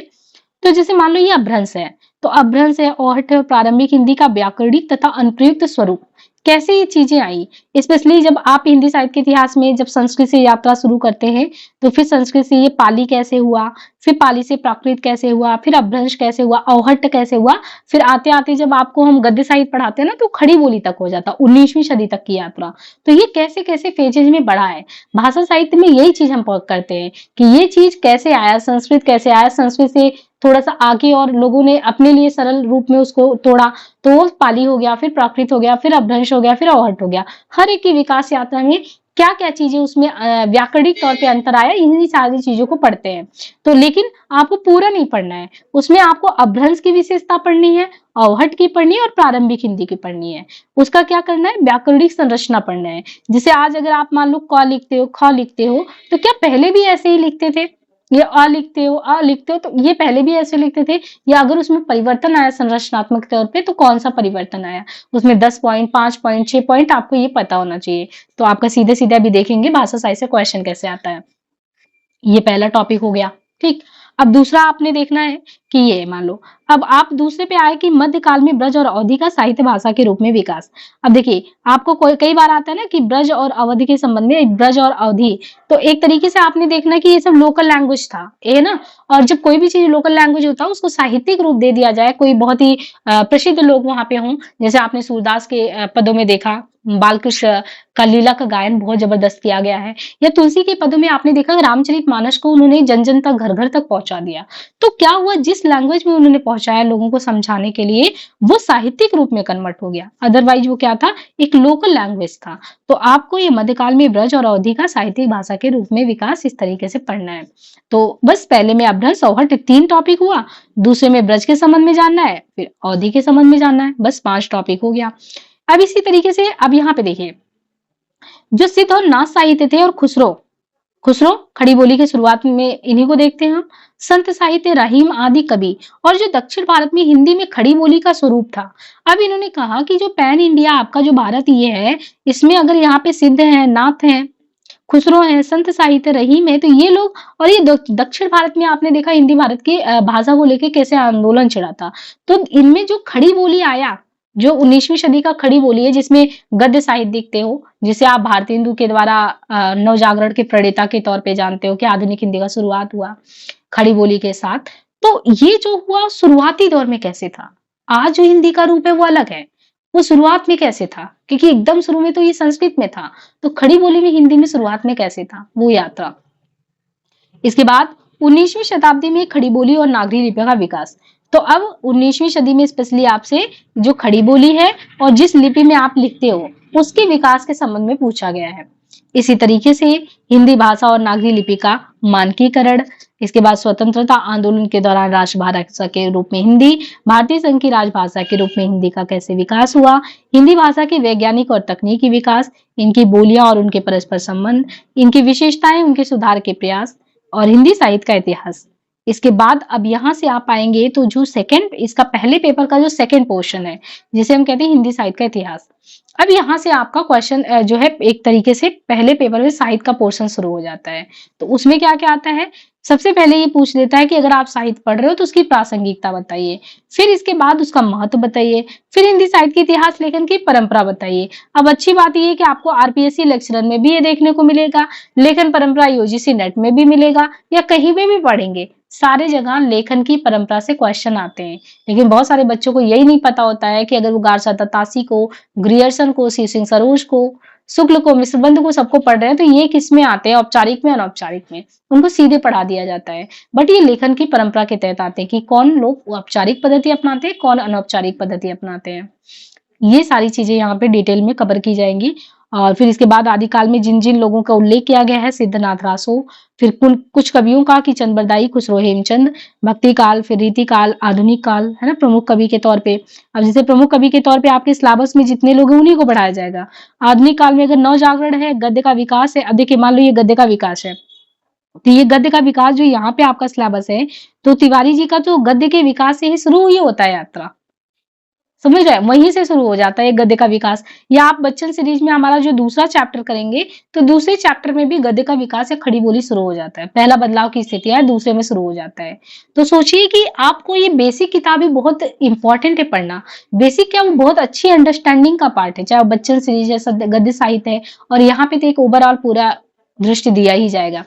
तो गद्य का विकास, भारतेंदु मंडल, प्रताप नारायण मिश्र, फिर आधुनिक हिंदी कविता की विशेषताओं में छायावाद, प्रगतिवाद, प्रयोगवाद, नई कविता, नवगीत, समकालीन कविता और जनवादी कविता। और प्रमुख कवियों में मैथिली शरण जयशंकर प्रसाद, निराला है, महादेवी वर्मा, सच्चिदानंद हीरानंद है, गजानन माधव मुक्ति बोध है, नागार्जुन है। ये सारी प्रवृत्तियां हो गई। अब कथा साहित्य में आपके सिलेबस में क्या है, कथा साहित्य में देखें तो उपन्यास और यथार्थवाद, हिंदी उपन्यास का उद्भव और विकास, प्रमुख उपन्यासकार के तौर पे प्रेमचंद, जैनेन्द्र, यशपाल, रेणु और भीष्मरानी, और नाटक और रंगमंच, है ना, फिर आलोचना। अब देखिए हर एक चीज में क्या पूछा है, यही तो आपको गद्य साहित्य में बहुत डिटेल से कराने वाले हैं। जब आप इसको पढ़ने के साथ अगर आप गद्य साहित्य वाला जब क्लास चलेगा ज्वाइन कर लेंगे, वो तो बहुत डिटेल क्लास है। मतलब आप मान के चलो कि हम नाटक के संबंध में पढ़ा रहे हैं, तो यहाँ पे मान लो वो क्लास को कोशिश करेंगे कि हाँ एक दो क्लास में हो जाए, लेकिन जब आप वहां पे नाटक साहित्य को पढ़ेंगे गद्य साहित्य की किताब से, तो वो तो बहुत डिटेल में है कि एकदम आपका कुछ भी नहीं छूटना चाहिए। अब देखिए हर एक चीज को आप पढ़ रहे हो, मान लो नाटक पढ़ रहे हैं तो सीधे क्वेश्चन के उद्भव और विकास और प्रमुख रचनाकार और रचनाएं, इनको जानिए। आलोचना पढ़ रहे हो तो आलोचना का उद्भव विकास, सैद्धांतिक व्यवहारिक आलोचना, मनोविश्लेषणवादी जो है सिद्धांत, नई समीक्षा, आलोचक में शुक्ल है, हजारी या रामविलास शर्मा है, नगेंद्र है। स्पेसिफिक जितने लोगों का उल्लेख है उनको डिटेल में यहाँ पे कवर करेंगे। तो ये फर्स्ट पेपर था आपका। ऐसे ही आपका जो सेकंड पेपर है, यहाँ पे सेकंड पेपर आपका पद्य का है। जैसे वहां पे गद्य का था, ऐसे ही यहाँ पे गद्य के अलावा पद्य का है। पद्य में आपको मूल पाठ पुस्तकों को पढ़ना अपेक्षित है और प्रश्न पूछे जाएंगे जिनसे अभ्यर्थी की आलोचनात्मक क्षमता का परीक्षा होगा। इसमें पद्य साहित्य में आपका जो खंड का है ये यहाँ से शुरू होता है। अब इसमें आप देखिए क्या क्या लगा हुआ है आपके पाठ्यक्रम में। जैसे यहाँ पे 12 पॉइंट में दिया है, इतनी कविताएं लगी हैं। और यूजीसी नेट के यूनिट अगर आप 5 में देखेंगे तो ये कुल करीबन 25-30 कविताएं लगी हैं, जिनमें इनमें से बहुत ज्यादा वहां भी लगा हुआ है। ये तो बहुत ही छोटा है, वो तो बहुत डिटेल में है। तो यहाँ पे आपको देखना है जैसे कबीर ग्रंथावली, सूरदास, तुलसीदास, जायसी, बिहारी, मैथिली सरस, जयशंकर प्रसाद, निराला, दिनकर, अज्ञेय, मुक्तिबोध, नागार्जुन। कबीर का ग्रंथावली श्याम सुंदर दास का 100 पद, सूरदास भ्रमर गीत सार 100 पद, तुलसीदास रामचरितमानस सुंदरकांड, कवितावली उत्तरकांड, पद्मावत सिंघल दीप खंड और नागमती वियोग खंड श्याम सुंदर दास। फिर बिहारी रत्नाकर आरंभिक 100 दोहे, है ना, या मैथिली शरण गुप्त का भारत भारती। प्रसाद का क्या है तो कामायनी, चिंता और श्रद्धा सर्क। या निराला का राग विराग, राम की शक्ति पूजा, कुकुरमुत्ता, रामविलास शर्मा। या दिनकर का कुरुक्षेत्र है। अज्ञेय का शादी वीणा है। मुक्तिबोध का ब्रह्मराक्षस है। नागार्जुन बादल को गिरते देखा, अकाल और उसके बाद और हरिजन गाथा। कुल मिला के इतना ही है। इसलिए हम कह रहे हैं कि 6 महीने में अगर कोशिश किया जाए तो बहुत अच्छे से आपका ये खत्म हो सकता है, उसके पहले भी खत्म हो सकता है, क्योंकि अब ऐप पे रहेगा तो वो मेरी जिम्मेदारी कि हम उसको कैसे खत्म कराते हैं। बाकी एक अपना एस्टिमेट रहेगा कि हाँ 6 महीने का है। इसके बाद आपका जो खंड खा है, इसमें आपको गद्य साहित्य, जैसे वहां पे पद्य साहित्य है, वैसे जिनको आपने फर्स्ट पेपर में डिटेल से जिनके बारे में पढ़ा है, जैसे मान लो भारतेंदु जी को, तो भारतेंदु जी को हमने पहले पेपर में डिटेल से समझा है, वो भारतेंदु मंडल के तहत। तो अब भारतेंदु मंडल के तहत उनको समझा, तो यहाँ पे हम गद्य साहित्य के तहत ये देखेंगे कि भारतेंदु जी का भारत दुर्दशा नाटक लगा है, या मोहन राकेश का आषाढ़ का एक दिन नाटक लगा है, या शुक्ल का चिंतामणि भाग एक कविता क्या है श्रद्धा भक्ति निबंध लगा है, या निबंध निलय में जितने लोग हैं उनके बारे में लगा है। और कुल मिला के ऐसे ही प्रेमचंद गोदान, प्रेमचंद की सर्वश्रेष्ठ कहानियां जो अमृत राय के संपादकीय तौर में छपा था, प्रसाद का स्कंदगुप्त नाटक, यशपाल दिव्या का, और फणीश्वर नाथ मीनू का मैला आंचल, मनु भंडारी जी का महाभोज, इनके अलावा राजेंद्र यादव जी का एक दुनिया समानांतर, और जितनी कहानियां हैं। ये आपके सिलेबस को ऐसे बढ़ा देता है कि आपने देखना है कि एक दुनिया समानांतर में कई कहानियां हैं। निबंध निलय जो है उसमें ढेर सारे निबंध हैं। प्रेमचंद की सर्वश्रेष्ठ कहानियों में अमृत राय ने जो अपनी संपादकीय में चुनिंदा कहानियों का संकलन किया उसमें काफी कहानियां हैं। ऐसे ही सिलेबस को काफी बड़ा कर देता है। तो बस इतना ही सिलेबस आपका है ना, जो कि बहुत अच्छे से हो सकता है कवर, इसमें कोई वो नहीं है। तो पूरा ये देखना है हमको, तो हमने सिलेबस को देख लिया।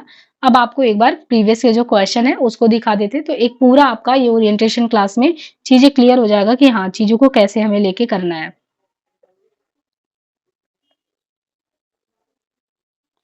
मुझे उम्मीद है कि बहुत अच्छे से ये चीजें जो है जितना भी है सेशन में सब कुछ समझ में आ रहा होगा कि हाँ हमें चीजों को कैसे लेके चलना है। एक बार अगर हम प्रीवियस के जो है पेपर देख लेंगे तो हमारा बहुत अच्छे से ये क्लियर हो जाएगा।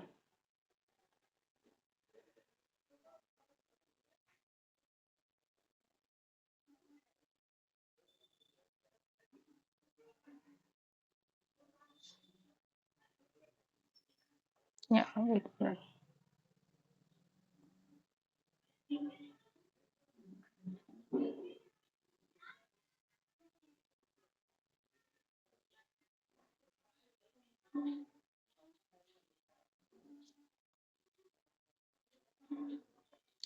अब यहाँ पे हम प्रीवियस के जो है पेपर देख ले रहे हैं, ठीक है।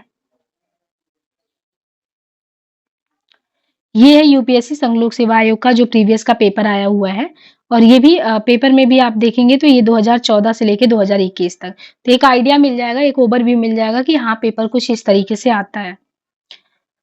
तो यहाँ पे आप देखना है कि ये जो पेपर आपका है 250 नंबर का यहाँ पे पेपर आपको दिखाया गया है, 3 घंटे में चीजों को कैसे कवर करना है। अब यहाँ पे मान लो ये है आपका पेपर। अब पेपर में हमने कहा था ना कि सबसे पहले जो आपका पेपर फर्स्ट है उसमें 2 सेगमेंट है, एक भाषा साहित्य का है और भाषा साहित्य के अलावा एक हिंदी साहित्य के इतिहास का है। तो 2 पेपर हो गया, मतलब फर्स्ट पेपर में 2 सेक्शन हो गया, खंड का और खा। इसमें आपको भाषा साहित्य के भी क्वेश्चन मिलेंगे, यहाँ के भी मिलेंगे। अब इसको आपको करना कैसे होता है, तो यहाँ पे आपको दिया गया है पूरा कि please read each of following instruction, की कैसे हमें चीजों को अटेम्प्ट करना है। क्योंकि ये ओरिएंटेशन क्लास है तो मैं पूरा ओवरव्यू दे रही हूँ कि सिलेबस क्या है, पढ़ाने की रणनीति क्या है और प्रीवियस के क्वेश्चन क्या है, ताकि आप जब भी देखो तो आपको मेरा एक आइडिया रहे कि ऐसे हमें पढ़ाना है। तो इस तरीके से आपके क्वेश्चन आते हैं यूपीएससी में। Candidate has to attempt 5 question in all, यानी अगर आपने देखना है कि 8 क्वेश्चन, टोटल 8 क्वेश्चन है, मतलब ये फर्स्ट पेपर है। फर्स्ट पेपर में 2 सेगमेंट है, दोनों सेगमेंट मिला के टोटल 8 क्वेश्चन है। 8 क्वेश्चन में से करना आपको सिर्फ और सिर्फ 5 क्वेश्चन करना है। अब देखिए, अब आपको ये बताया गया कि क्वेश्चन नंबर जो यहाँ पे दिया गया 1 से लेके 5, क्वेश्चन नंबर जो 1 से लेके 5 वो कह रहे हैं कि नंबर 1 एंड 5 आर कंपलसरी। तो यहाँ पे अगर आपको ये बताया गया 8 में से अगर 5 करना है तो इसमें एक पहला वाला क्वेश्चन और जो 5वां है, ये दोनों सेक्शन को कंपलसरी है करना अनिवार्य रूप से, उससे आप पीछा नहीं छोड़ा सकते। बाकी आप 3, 4, 5 जिसको मन करे सेलेक्ट करो, तो ये बिल्कुल माइंड में क्लियर होना चाहिए। The number of marks carried by a question part is indicate against it. Answer must be written in Hindi. तो मतलब जिस तरीके से आपको लिखना है, अब हम यहाँ पे आपको पेपर दिखा रहे हैं, ये आपके पेपर का सेक्शन ए पार्ट है। निम्नलिखित पर लगभग कितना है कि 150 शब्दों में आपको टिप्पणी लिखनी है। तो ये चीज आपको पता चल जाना चाहिए। अब इसने क्या बोला, आपका फर्स्ट क्वेश्चन करना कंपलसरी है, तो ये फर्स्ट वाला हो गया, और 5 वाला जो है वो भी देख लीजिए। ये दोनों दिमाग में रखना है कि हमको टोटल 5 करने हैं, लेकिन टोटल 5 में भी 2 सेक्शन को अनिवार्य रूप से करना है, पहला और 5वां। अब यहाँ पे अच्छी बात ये है कि जो पहला और 5वां है वो आपका हेडक कैसे बढ़ाएगा। जो 5वां ये पहला है उसमें एक क्वेश्चन नहीं है, उसमें आपको अगर टिप्पणी लिखनी है तो यहाँ पे इसने दिया 150 शब्दों में टिप्पणियां लिखनी है, और 10 गुणे 5 यानी 50 पर क्वेश्चन पे अगर आप देखेंगे तो इन्होंने कह दिया है कि आपको 5 क्वेश्चन है, 10-10 नंबर मिलेंगे। 10-10 को आपको लिखना है कितने, 150 शब्दों में इस चीज को डिफाइन करना है। इसका मतलब जब भी आप भाषा साहित्य हमसे पढ़ेंगे तो आपके दिमाग में ये होना चाहिए कि जब भी टिप्पणी आएगा हमको 150 शब्दों को किस तरीके से लिखना है, 10 नंबर के लिए लिखना है और टाइम एलोकेशन भी उसी अकॉर्डिंग रहता है। 250 आपने यहाँ पे देखना है कि 3 घंटे का पेपर दिया है। ऐसे सीधे क्वेश्चन आएगा, कुछ बहुत ज्यादा अंतर नहीं। जब आपको हम सीधा सीधा पढ़ा देंगे अपभ्रंश ये होता है, अवहट ये होता है, देखो अपभ्रंश में ये व्याकरणिक संरचना, अवहट में ये है, तो आप उनके दोनों पारस्परिक संबंध को बहुत अच्छे से बता सकते हैं। तुलनात्मक अध्ययन करके चीजों को हम एक्सप्लेन भी करते हैं, तो वो फिर आप बता पाओगे। सीधे क्वेश्चन है देवनागरी लिपि की विशेषता है, इसलिए हम कह रहे थे भाषा साहित्य में बिल्कुल कठिनाई नहीं है, बहुत ज्यादा दिमाग नहीं लगाना है, टू द पॉइंट स्टिक रह के पढ़ना है और संक्षेप नोट्स हमेशा रखने हैं। तो जैसे देवनागरी लिपि का एक पेज में आपने पूरी विशेषता लिख दी तो काम खत्म हो। अवधि की व्याकरणिक विशेषताएं, तो आपके सिलेबस में सीधे सीधे डिफाइन है कि ब्रज और अवधि को डिटेल में पढ़ना है, तो उनके फीचर्स तो पढ़ने ही है, तो इसमें सीधा क्वेश्चन है, कुछ भी घुमाने वाला नहीं है। खुसरो की काव्य भाषा आपने पहले ही देखा कि सारे संत साहित्य, खुसरो हो गए, सिद्ध और नाथ सबकी बोलियों के संबंध में पूछा है, सिलेबस में मेंशन किया गया है, सीधा सिलेबस का क्वेश्चन है।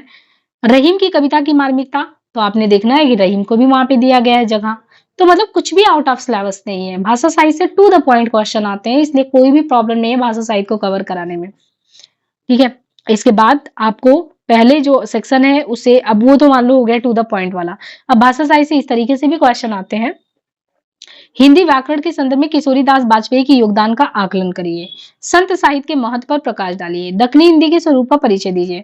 तो संत साहित्य के महत्व पे आप, जब संत साहित्य हम भक्ति काल में पढ़ाते हैं तो तभी भी पढ़ाते हैं संत साहित्य का क्या वो है, या इवन जो भक्ति काल का भी हमने आपको चार्ट दिखाया था कि पैन इंडिया भक्ति कैसे फैला था, भक्ति मूवमेंट, उसमें भी हमने चीजों का एक्सप्लेन किया था।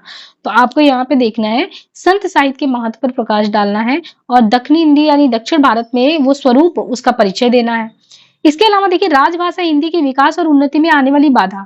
अच्छा, जब राजभाषा हिंदी समिति के बारे में पढ़ते हैं तो बहुत सारी चीजें देखते हैं, कैसे कमिटी बनी, ड्राफ्ट हुआ, चीजें कैसे कैसे आगे बढ़ी थी, वो सारी चीजें आती हैं। तो उसमें बहुत सारी बाधाएं आती हैं आगे चलने में, कि कैसे पहले बोला गया था कि नहीं 65 तक तो हिंदी जो है अस्तित्व में नहीं, अंग्रेजी के साथ मैनेज होगा, बाकी हिंदी आ जाएगा। फिर आप देखते हैं कि कई लोग जो आ जाते हैं कि नहीं इंग्लिश है तो इंग्लिश रहना चाहिए।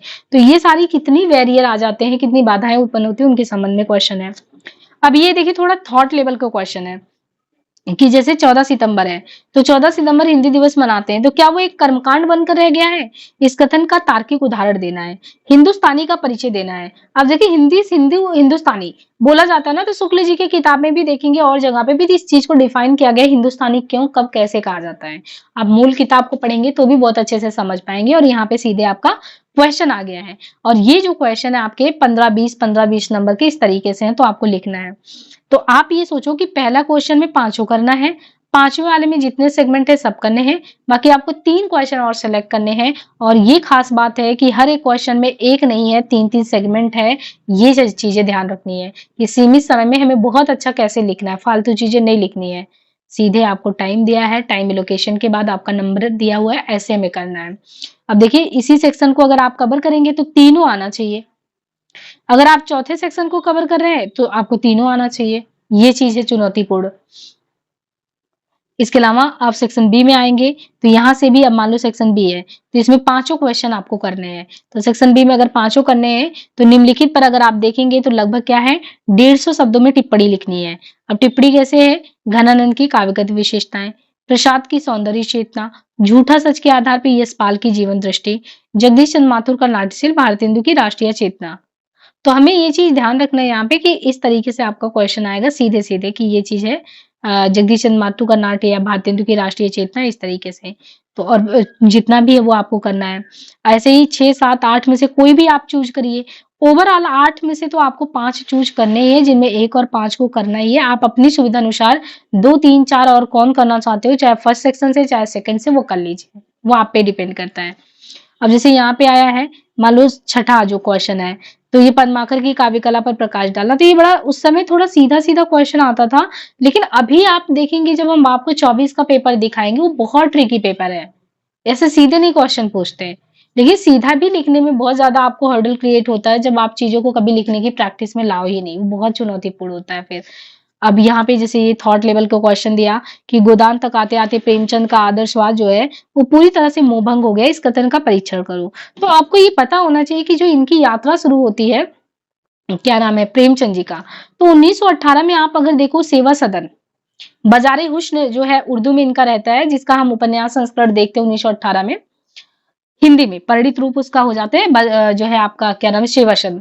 अब सेवा सदन से जब यात्रा इनके उपन्यास की शुरू होती है तो क्या ऐसा पड़ाव आ जाता है जब वो लगातार लिखते जाते हैं, जब उनका जीवन का अंत काल निकट होता है 1936 के आसपास, तो कौन सी ऐसी स्थिति आती है कि वो पूरी तरीके से आदर्शवाद का चोला उतार कर यथार्थ को, रियलिज्म को अपना लेते हैं, जो कि वर्तमान हिंदी साहित्य में व्यक्ति स्वातंत्र चेतना के केंद्र में आ जाता है। क्या वो परिस्थितियां थी? क्यों उन्होंने एक समय में आके कफन लिखा और कफन जैसी कहानी में उस मानवीय संवेदना को उठाया कि कैसे एक व्यक्ति भूख के आगे अपने परिवार भी अगर जा रहा है तो सब कुछ जो है सत्य है, सत्य के उद्घाटन में उसको भी एक केंद्र में तिरोहित कर देता है कि अपना पेट भरे। तो अगर जमीन पे लाश भी पड़ी है तो अपना पेट भर जाए, वो तो मर गया। ये स्थितियां क्यों उन्होंने दिखाई? ये बहुत थॉट लेवल का क्वेश्चन है यहाँ तक। तो ये आप जब इनकी विकास यात्रा को समझेंगे ना तो आपको ये समझ में आएगा कि अच्छा कुछ ऐसे था। और जब आप लगातार किसी चीज पे बार बार हथौड़ी से मार रहे हो और आपको कोई परिवर्तन नहीं दिखता तो एक समय इंसान का मोह भंग हो ही जाता है। और उसी का परिणित रूप था जो मुंशी प्रेमचंद जी के कफन कहानी और उपन्यास जो है गोदान में दिखता है। ऐसे क्वेश्चन है। अभी तो इस तरीके से क्वेश्चन का भरमार होने लगा, एकदम बिल्कुल थॉट लेवल के क्वेश्चन आने लगे, सीधा क्वेश्चन नहीं पूछते हैं आपसे। और इसी तरीके से रेणु के उपन्यासों के आधार पे उनकी विचारधारा। अब रेणु के उपन्यास में आपने देखा मैला आंचल लगा है, कैसे उन्होंने मैला आंचल में जाके उन जमीनी चीजों को तलाश किया। आंचलिक उपन्यास में किस तरीके से डॉक्टर प्रशांत को दिखाया कि कैसे एक व्यक्ति जो बहुत आगे जा सकता था उसने जमीन को चुना और वहीं पे प्यार की खेती की बात की। या फिर और भी आप पढ़ती पर कथा से लेके उनके बहुत सारे हैं, आपने देखना है कि रेणु जी को किस तरीके से उन्होंने विभिन्न उपन्यासों में अपने काम किया। आधे अधूरे मोहन राकेश का, फिर आषाढ़ का एक दिन, इन सारी चीजों के बारे में है। तो इस तरीके से आप देखिए कि कुल आप मिला के एक पेपर का हमने यहाँ पे आपको सैंपल दिखा दिया। इसी तरीके से 2014 का पेपर है और सारी चीजों को जब हम डिटेल से करेंगे तो एक एक पेपर को भी यहाँ पे अच्छे से करेंगे। एक आपको हमने पेपर का तब का दिखा दिया, एक हम थोड़ा सा इधर पेपर का दिखा देते हैं, पैटर्न काफी चेंज हो चुका है। और फिर बाद में हम 24 का दिखाएंगे तो आपने देखना है कि बहुत चेंज हो चुका है। पहले की स्थिति और आपके पेपर में बहुत ज़्यादा अंतर आ गया है। ये उन विद्यार्थियों के लिए भी जो हरियाणा पीएससी के लिए सोच रहे हैं ना कि हमको रिटन वेटन देना है, मतलब स्क्रीनिंग निकाल के, तो वो उनके लिए भी बहुत अच्छा है। क्योंकि कुछ लोग पूछ रहे हैं मैसेज कर करके कि उनको क्या करना है, आंसर राइटिंग करना है। मैं कहती हूँ कि एक क्वेश्चन आपको दूँ और आपको लगता है कि आपका वो टॉपिक क्लियर है तो फिर आप उस पे लिखो। अगर आप सच में लिख लेते हो तो इसका मतलब आपको सीधे आंसर राइटिंग करना चाहिए। वो तो आप खुद कर सकते हो, फिर उसमें कुछ नहीं है। हम तो यहाँ पे आपको समझा देंगे, बस उतना ही है। अब यहाँ पे देखिए, मान लो ये आपका क्वेश्चन पेपर है जो है 2022 का सिविल सर्विसेज का। 3 घंटे में आपको ये पेपर करना है, 250 नंबर के हैं। सेम चीजें हैं, वही प्रोसेस है, कुछ भी चेंज नहीं हुआ। अब यहाँ पे आपको देखना, मान लो ये सेकंड पेपर है तो सेकंड पेपर आप देख रहे हो तो किस तरीके से आता है। सेक्शन ए में हमने बताया था ना कि पद्य साहित्य है, जिसमें ग्रंथावली से लेके कबीर ग्रंथावली है, जैसी है, हाँ, सूरदास है, तुलसीदास है, सब घनानंद कवित्व वगैरह सब है। तो आपको पद्य से क्वेश्चन ऐसे आता है, आपको ये पद्य दे दिया गया, आपको पहले ये पढ़ना था। जैसे यहाँ पे कबीर के पद आ गए तो आपको कबीर के पद देखते ही आपको तुरंत क्या याद आना चाहिए कि संदर्भ क्या होना चाहिए। और एग्जैक्ट अगर आपको बहुत टू द पॉइंट लिखना तो उसका प्रसंग भी याद है। फिर संदर्भ लिख दिया, प्रसंग लिख दिया कि प्रस्तुत जो पद्यावतरण है कहाँ से वो बिलोंग करता है, फिर उसके में लेखक ने क्या चीजें वो की है, कौन सी ग्रंथावली से लिया गया, इवन पद के नाम वगैरह पता वो भी लिख दीजिए। सारी चीजों करने के बाद और आपको फिर सीधे आ जाना है जो है प्रसंग पे। और फिर इस तरीके से आगे चीजें कैसे व्याख्या करना है, व्याख्या के बाद जो है उस चीज को विशेषताओं को कैसे लिखना है। लास्ट में आपका भावगत और शिल्पगत विशेषता होता है। तो ये पूरा प्रोसेस इसका एक उत्तर लिखने का होता है। तो इस तरीके से आपका ये आता है पूरा। अब इसमें जो दूसरा सेगमेंट आता है वो इस तरीके से आता है दूसरे सेगमेंट में, जैसे यहाँ पे कि भाव भाषा एवं विचार की दृश्य निराला की कुकुरमुत्ता कविता का मूल्यांकन कीजिए। अब आप ये देखिए, जब हमने शुरू किया था 2014 के आसपास, तब हमने बताया था कि क्वेश्चन कैसे आता था। अब क्वेश्चन का थोड़ा सा ट्रेंड आपको काफी चेंज लगेगा। यहाँ पे आपको अंडरस्टैंडिंग पार्ट वाला क्वेश्चन दिया है कि भावना से भी देखो, भाषाई स्तर पे विचार की दृश्य निराला की हम लोग कुकुरमुत्ता को कैसे पढ़ लेते हैं।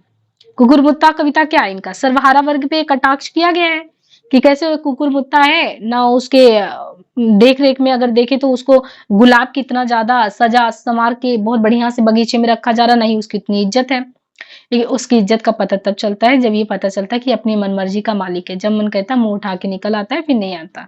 जब ये राजा को आभास होता है उनकी लड़की जो है बाहर जो मांगती है कि हमको ये कुकुरमुत्ता की सब्जी चाहिए, तब पता लगता है कि यार गुलाब को सजाने के लिए तो हम फारस से गुलाब मंगवा लिए, इस कुकुरमुत्ता की तो इज्जत ही नहीं की। तो उसके माध्यम से बताया गया कि जिसकी आप इज्जत नहीं करते हो, जो मार्क्सवाद की फिलॉसफी में भी आप देखते हो, शोषक की क्रांति वाला जो शोषण होता लगातार ना, कि एक वर्ग है, एलीट क्लास का बुर्जुआ वर्ग है, वो लगातार एक तबके को दबाया जा रहा है। तो वो चीज़ है कुकुरमुत्ता के माध्यम से, कि कुकुरमुत्ता है जिसकी कोई इज्जत नहीं है, वो निकल रहा है, क्या कर रहा है, नहीं, एक भारत से गुलाब मंगा के आप गुलाब में सजा रहे हो, उसकी इज्जत कर रहे हो, तो वो चीज़ मार्क्सवाद की फिलॉसफी वहाँ पे काम करता है, तो यहाँ पे भी वही चीज़ें हैं। अब इन्होंने आपसे देखिए कितना गहन क्वेश्चन के उसमें अंतर में पूछ लिया, आपको इवैल्यूएट करना है और इवैल्यूएट करने का मतलब है कि आप उस चीज़ को ना अलग-अलग स्तर पे समझ रहे हो कि हाँ, उस कविता में ये भावना है और भाव के साथ वो भाषाई स्तर पे उन्होंने चीज़ों को प्रस्तुत कैसे किया है और विचारात्मक दृष्टि से उनके कितने गहन विचार रहे होंगे कि हमें इस कुकुरमुत्ता कविता के माध्यम से उस वर्ग को सम्मान दिलाना है जिसका ये वर्ग सम्मान नहीं कर रहा है। तो क्या-क्या चीज़ें निराला के मन में चली होंगी। इवैल्यूएशन तब होता है, इवैल्यूएट तब करते हो आप। इसके बाद गुप्त जी ने भारत भारती में अतीत का गौरव गान, वर्तमान को रचनात्मक ऊर्जा एवं जागरण को संदेश देने हेतु किया था।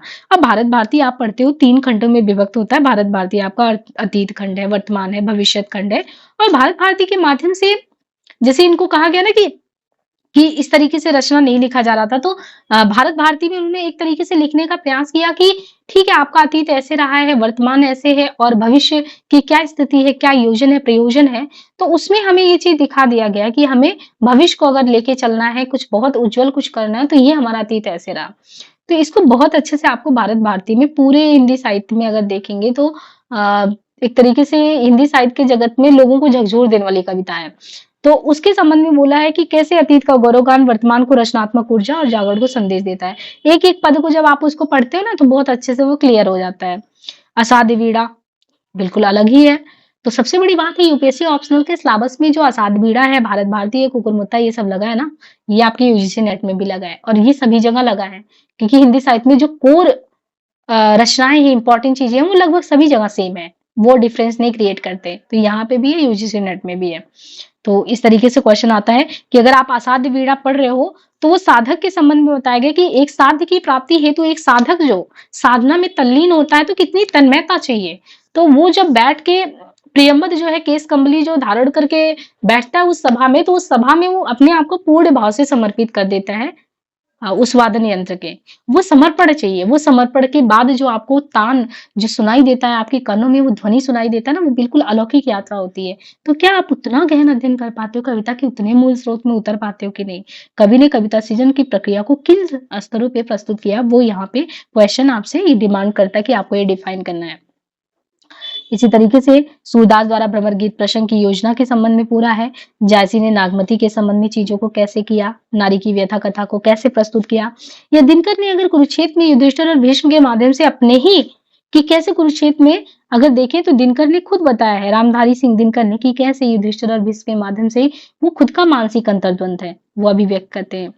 अब यहाँ से आपसे पूछा कबीरवाड़ी वर्तमान परिप्रेक्ष्य में कितनी प्रासंगिक है। एज एग्जाम्पल आप देख सकते हैं इस समय महाकुंभ चल रहा है और उसमें भी आप देख सकते हैं कि अगर हमारे कबीर जी होते तो जिस तरीके से मानव की त्रासद देखने की स्थिति मिलती है कि लोग वहां पे भीड़ में जाते हैं, दब जा रहे हैं, मर जा रहे हैं और फिर बहुत लोग हैं कि सच में बहुत ज्यादा मदद कर रहे हैं, कुछ लोग बिल्कुल आंखें मूंद रहे हैं। तो कबीर के संबंध में भी देखेंगे कि आप भक्ति भाव कहाँ से कर सकते हो, कैसे कर सकते हो, वो सारी चीजें बताते हैं। एक भीड़ का हिस्सा बनने से अच्छा भी आप कर सकते हो। हालांकि श्रद्धा सबकी अलग अलग है, बट जब आप इतने बड़े स्तर पे अगर कोई भी मानव की त्रासदी देखते हैं तो कबीर के संबंध में आप देखिए ना, वो खड़े होकर कहते नहीं कि वो कबीर होते तो वहां पे रोते बैठ के। तो वर्तमान परिप्रेक्ष्य में कितना प्रासंगिक है ना। आप मूर्ति को घर में भी रख के उससे सामान पूछ सकते हो, या जिसके पास नहीं है वो उसी श्रद्धा भाव से यहाँ पे भी समर्पण दिखा सकता है। तो बहुत चीजें हैं, तो इनका तो हमेशा प्रासंगिकता बना ही है। कभी भी समय परिप्रेक्ष्य में इन्होंने अपने आप को कहीं से भी पीछे नहीं खींचा है, वो आगे ही रहा है। ब्रह्म राक्षस अस्तित्ववादी मान्यताओं और खंडित व्यक्तित्व का प्रतीक है। इस कथन के आप आलोक में ब्रह्म राक्षस कविता की मूल संवेदना पर प्रकाश डालिए। अब अगर आप ब्रह्म राक्षस अगर कविता पढ़ेंगे तो ब्रह्म राक्षस में आपने देखा है मुक्तिबोध ने कैसे कि एक व्यक्ति है अहम, मैं अंदर वाला व्यक्ति, एक बाहर है। तो एक व्यक्ति है दो पार्टों के बीच में पिस रहा है। हमारा अंतर मन का बात अलग है, बाहरी जो हम दिखा रहे हैं कुछ अलग है। तो ये दोनों के बीच में इंसान हमेशा पिसता रहता है कि अंदर वाली चीज बाहर नहीं आनी चाहिए, बाहर वाली अंदर नहीं। तो इसको कहते हैं दो पार्टों के बीच में पिसना। तो ये ब्रह्म राक्षस है ना। इनका जो है कविता वो यूजीसी नेट में भी है, यहाँ पे भी लगा हुआ है। मुक्तिबोध जी का अंधेरे में कविता, बहुत लंबी कविता है वो भी, ये दोनों बहुत इंपॉर्टेंट है इनका, तो सिलेबस में लगा है। हरिजन गाथा नागार्जुन जी का अर्जुन एक तरीके से हमारे समाज में जिस तरीके से वर्ण व्यवस्था ने अपनी एक पैठ जमाई हुई है, पैठ में इट मीन्स कि वर्ण व्यवस्था के उच्च पायदान वाले नीचे लोगों को कितना दबा रहे हैं, सप्रेस कर रहे हैं। तो हरिजन गाथा कविता के आधार पे नागार्जुन जी की जनवादी दृष्टि कि हरिजन की गाथा को आपको सुनना है किस तरीके से, तो उनकी वो दृष्टि देखने को मिलती है। इनके अलावा आप सेक्शन बी में आएँगे, अब वो तो हमने देखा ना सेकंड पेपर का वो फर्स्ट सेक्शन है। और सेक्शन में आपने देखना है कि जो ये आपका सेकंड है, तो जो सेकंड पेपर होता है आपका काफी डिटेल होता है, इसको अच्छे से करने के लिए में बहुत डिटेल होता है। अभी निम्नलिखित अवतरणों का लगभग 150 शब्द में सप्रश्न व्याख्या करना है। तो आपको सीधे सीधे ना ऐसा पद्य की लाइनें दे दी है, गद्य की लाइन, किसी भी कविता किसी भी कहानी का, नाटक का, उपन्यास का अंश दे दिया और फिर आपको उसमें क्या करना है, जैसे आप करते हैं सप्रसंग व्याख्या में करना है, पहले उसका वो संदर्भ लिखना है, फिर प्रसंग लिखना है, प्रसंग के बाद उसकी व्याख्या करनी है और फिर भावगत या शिल्पगत विशेषता, ये पूरा प्रोसेस होता है। जैसे यहाँ पे आप देखिए 10 जो है यहाँ पे दिया 10 गुणे 5 यानी 10 नंबर का है, तो आपको 150 शब्द में इतनी चीजों को लिखना है। तो बहुत ही चुनौतीपूर्ण चीजें हैं कि आपको कंसाइज वे में कैसे लिखना है। इसके बाद ऐसे छठवें, सातवें, आठवें में से आप जो भी सेलेक्ट करते हो तो उसमें आपको क्या करना है, उनको अच्छे से एक्सप्लेन करना है। मान लो आपने छठा सेक्शन को ये अलाउ कर दिया कि हमको करना है, तो आपको तीनों क्वेश्चन आना चाहिए, नहीं तो फिर छूटेगा आपका। अब यहाँ पे जैसे भारत दूरदर्शन नाटक तो ये भारत दूरदर्शन नाटक अंग्रेजी राज की अप्रत्यक्ष रूप से कटु और सच्ची आलोचना है ही भारत दुर्दशा। कि भारत दुर्दशा, भारत की दुर्दशा क्यों है, भारत को क्यों कटार घूप के मरना पड़ रहा है, क्योंकि हमारे यहाँ पे अलग अलग पात्रों के माध्यम से 1880 के आसपास भारतेंदु जी ने समाज का जो प्रत्यक्ष वो नजरिया वो रूप दिखाया है कि समझ जाओ अभी भी समय है, वरना भारत जैसे देश को कटार भूख के इसलिए मरना पड़ रहा है क्योंकि हमारे यहाँ पे ऐसे पात्रों को, भारत दुर्दैव जैसे पात्रों को गढ़ा जा रहा है जो हिंदू और मुस्लिम मिल के एक चीज को कर रहे हैं, कट्टरवाद की चरम चीजों को दिखा रहे हैं। और हमारे देश में आलस्य है, मदिरा है, रोग है, डिसलॉयल्टी, इनके माध्यम से क्या चीजें फैला रहे हैं, व्यभिचार फैला रहे हैं, हमको एक तरीके से आलसपना वाला बता रहे हैं, कुंठित समाज बना रहे हैं। तो क्या था वो समाज में लोगों को झकझोर देने के लिए था, तभी तो वो नवजागरण के प्रणेता कहलाते हैं। तो ये क्वेश्चन कुछ इस तरीके से है। दिव्य इतिहास नहीं, ऐतिहासिक कल्पना मात्र। इस कथन के आधार पर दिव्या उपन्यास में इतिहास और कल्पना के समन्वय का विवेचन करिए। ये तो हमारे आप जब दिव्या उपन्यास के जो प्लेलिस्ट पढ़ाया गया उसमें बहुत अच्छे से एक्सप्लेन किया गया है कि कैसे जो दिव्या इतिहास नहीं, ऐतिहासिक कल्पना मात्र है। वैसे आपको साफ साफ बता दें, हिंदी साहित्य के इतिहास में जितने भी आप किताबें पढ़ेंगे, साफ साफ हर एक साहित्यकार ऊपर मेंशन कर देते हैं कि इसको जब भी आप कोई भी किताब पढ़ो तो उसको साहित्य की दृष्टि से पढ़ो, वो इतिहास की किताब नहीं है कि आपने उनको प्रमाणिक तिथियां खोजना शुरू कर दिया, वो चीज इतिहास नहीं है। वो आपको झांकना तो इतिहास पढ़ो, ये साहित्य का इतिहास है। साहित्य का इतिहास सिर्फ और सिर्फ पृष्ठभूमि को उठाता है बस, इसलिए आपको ये दिमाग में बिल्कुल क्रिस्टल क्लियर होना चाहिए। ये चाहे बच्चन सीरीज के तहत सुक्ले जी, ये साफ साफ साफ वो लोग बोल देते हैं।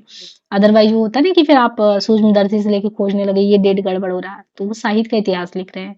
वो आपको तत्कालीन पृष्ठभूमि से परिचित करा रहे हैं, सामाजिक, राजनीतिक, जो भी धार्मिक, सांस्कृतिक, साहित्यिक सारी पृष्ठभूमियों से। वो आपको इतिहास की किताब नहीं पढ़ा रहे हैं, ये चीज ध्यान रखना है। इसके बाद 7वां ये है, आषाढ़ का एक दिन की मल्लिका स्वाधीन चेतना स्त्री के जीवन की स्वाभिमान और विडंबना का चरितार्थ है। तो जब आप मल्लिका को देखते हैं तो स्वाधीन चेतना की कैसे है, उस समय एक स्त्री कहती है कि हमने भावना में क्या किया है, हमने भावना में भावना का वरण किया है। संघर्षशील स्त्री अपने जो प्रेमी है कवि कालिदास, उनको उज्जैन के एक कह सकते हैं कि बहुत बड़े कवि के रूप में देखना चाहती है, बट वो अपने स्वाभिमान के साथ खिलवाड़ नहीं करना चाहती, अपने प्रेम के साथ किसी तरीके से साझापन नहीं करना चाहती। लेकिन परिवेश और चुनौतियां ऐसी आती, परिस्थिति बस उसे फिर क्या रूप लेना पड़ता है, तो एक विडंबना है। तो आपने देखा कि माँ के साथ और उसके कैसे ताल्लुकात होते हैं। माँ कहती है कि आपको रियलिटी सोचना चाहिए, यथार्थवादी चिंतन करना चाहिए, अपने प्रेम को तुम वहां भेज रही हो तो वो कल को कहाँ पे हो जाएगा, तुम विवाह नहीं कर रही हो। मल्लिका वो कहती है हमारा जीवन है, अपना जीवन है, मैंने भावना में भाव का वर्ण किया है। तो एक विरोधाभासी स्थिति, और वो उस समय स्वतंत्र चेतना की स्त्री के रूप में दिखती है, तो विडंबना ही है। मेरे राम का मुकुट भीग रहा है, विद्यानिवास मिश्र का आप देखते हैं तो कैसे वो कॉलेज की लड़की गई है और इनको बहुत चिंता हो रही है। विद्यानिवास मिश्र जी कहते हैं कि कैसे कभी कभी जो होता है जब हम पे हमारे बड़े चीजों को थोपते हैं तो बड़ा बुरा लगता है, और फिर वही चीज हम बच्चों के साथ करते हैं, और फिर जब अपने बच्चे जाते हैं तो फिर कितना डर लगता है। तो वो चीज है आपको। महाभोज उपन्यास तो अपने आप में मनु भंडारी जी का अद्भुत उपन्यास नाटक के उसमें भी है, दोनों ही रूपांतरित रूप में है। तो ये आपने महाभोज में देखना कि किस तरीके से उन्होंने राजनीति का जो एक कह सकते हैं कि एक राजनीतिक पे एक आवरण है जिसको लोग समझ नहीं पाते हैं, तो वो चीज उन्होंने बिल्कुल तार-तार कर दिया है महाभोज उपन्यास के माध्यम से। और ये राजनीतिक विकृतियों का सच्चा दस्तावेज है जो हमारे इसमें भी लगा हुआ है, यूजीसी नेट में भी लगा है। फिर इसके बाद निबंध से, तो निबंध की शैली में आप देखिए विचारात्मक निबंधों में सर्वश्रेष्ठ कौन है? रामचंद्र शुक्ल जी हैं। तो रामचंद्र शुक्ल जो है उनके काव्य विषयक विचार क्या है, श्रद्धा भक्ति निबंध से लेके सारी चीज़ों को आप देखते हैं तो आपके सिलेबस में लगा है। बहुत ही विचार प्रेरक उत्तेजक जो इनके निबंध होते हैं वहाँ से क्वेश्चन है। नई कहानी के कॉन्सेप्ट पे आया है और निर्मल वर्मा की कहानी परिंदे की समीक्षा, तो ये चीज़ है। इसके बाद मैला आंचल उपन्यास की भाषा परिवेश को जीवंत करने में कितनी सफल सिद्ध हुई, उदाहरण सहित बताना है। तो इतना सब ये दिखाने से लेके मतलब हमने इस क्लास के ओरिएंटेशन क्लास में पढ़ाने का पैटर्न, साथ ही साथ आपको प्रीवियस के जो क्वेश्चन है उनको भी एनालिसिस कर दिया कि 14 में कैसे क्वेश्चन का पैटर्न था, फिर सेकंड पेपर यहाँ कैसे था। साथ ही साथ हमने आपको सिलेबस दिखा दिया और सिलेबस में ये भी बता दिया कि देखिए अगर वो करना चाहे तो 6 महीने में ये चीज़ बहुत अच्छे से खत्म किया जा सकता है। बाकी हाँ, पढ़ाने का तरीका मेरा जैसे है वैसा ही रहेगा। लिखने के तरीके पे आपको खुद काम करना होगा। एक-एक चीज़ को बहुत ही बारीकी से वो लिखना, सुधार करना ये आपका काम है। ये सारी चीज़ें जो है ऐप पे शिफ्ट हो जाएँगी, क्लासेस जो भी हैं, जिनको भी वो करना है। तो जो है आपका जो व्हाट्सएप ये जो नंबर है, यहाँ से आप कॉन्टैक्ट कर सकते हैं। लेकिन अब ये सारी चीज़ें आपको जो फीचर यानी दिखेगा ये व्हाट्सएप ग्रुप में ही दिखेगा। व्हाट्सएप ग्रुप कह रहे हैं, हिंदी आउट राइट ऐप जो है, उस ऐप पे आप जाएँगे तो वहाँ पे ये क्लासेस आपको ऐप में दिखेंगे। वहाँ से क्लास ले सकते हैं। जो लोग क्लास लेंगे वो हमें स्क्रीनशॉट भेज देंगे कि ये चीज़ें हैं। इसमें ये फ़ायदा ये है कि हम इस तरीके से कर देंगे आपका 6 महीने का, तो 6 महीने का ये कोर्स होगा, इंस्टॉलमेंट में भी हो जाएगा। तो आप आराम से मंथली भी पे करते रहिए और नहीं तो एक साथ कर लीजिए। लेकिन ये कोर्स पूरा 6 महीने का इस तरीके से डिज़ाइन होगा। तो आपको ये देखना है कि कैसे क्या करना है। बाकी जैसे भी होगा क्लास के बारे में जानकारी दी जाएगी। ये आपका ओरिएंटेशन क्लास था। धन्यवाद।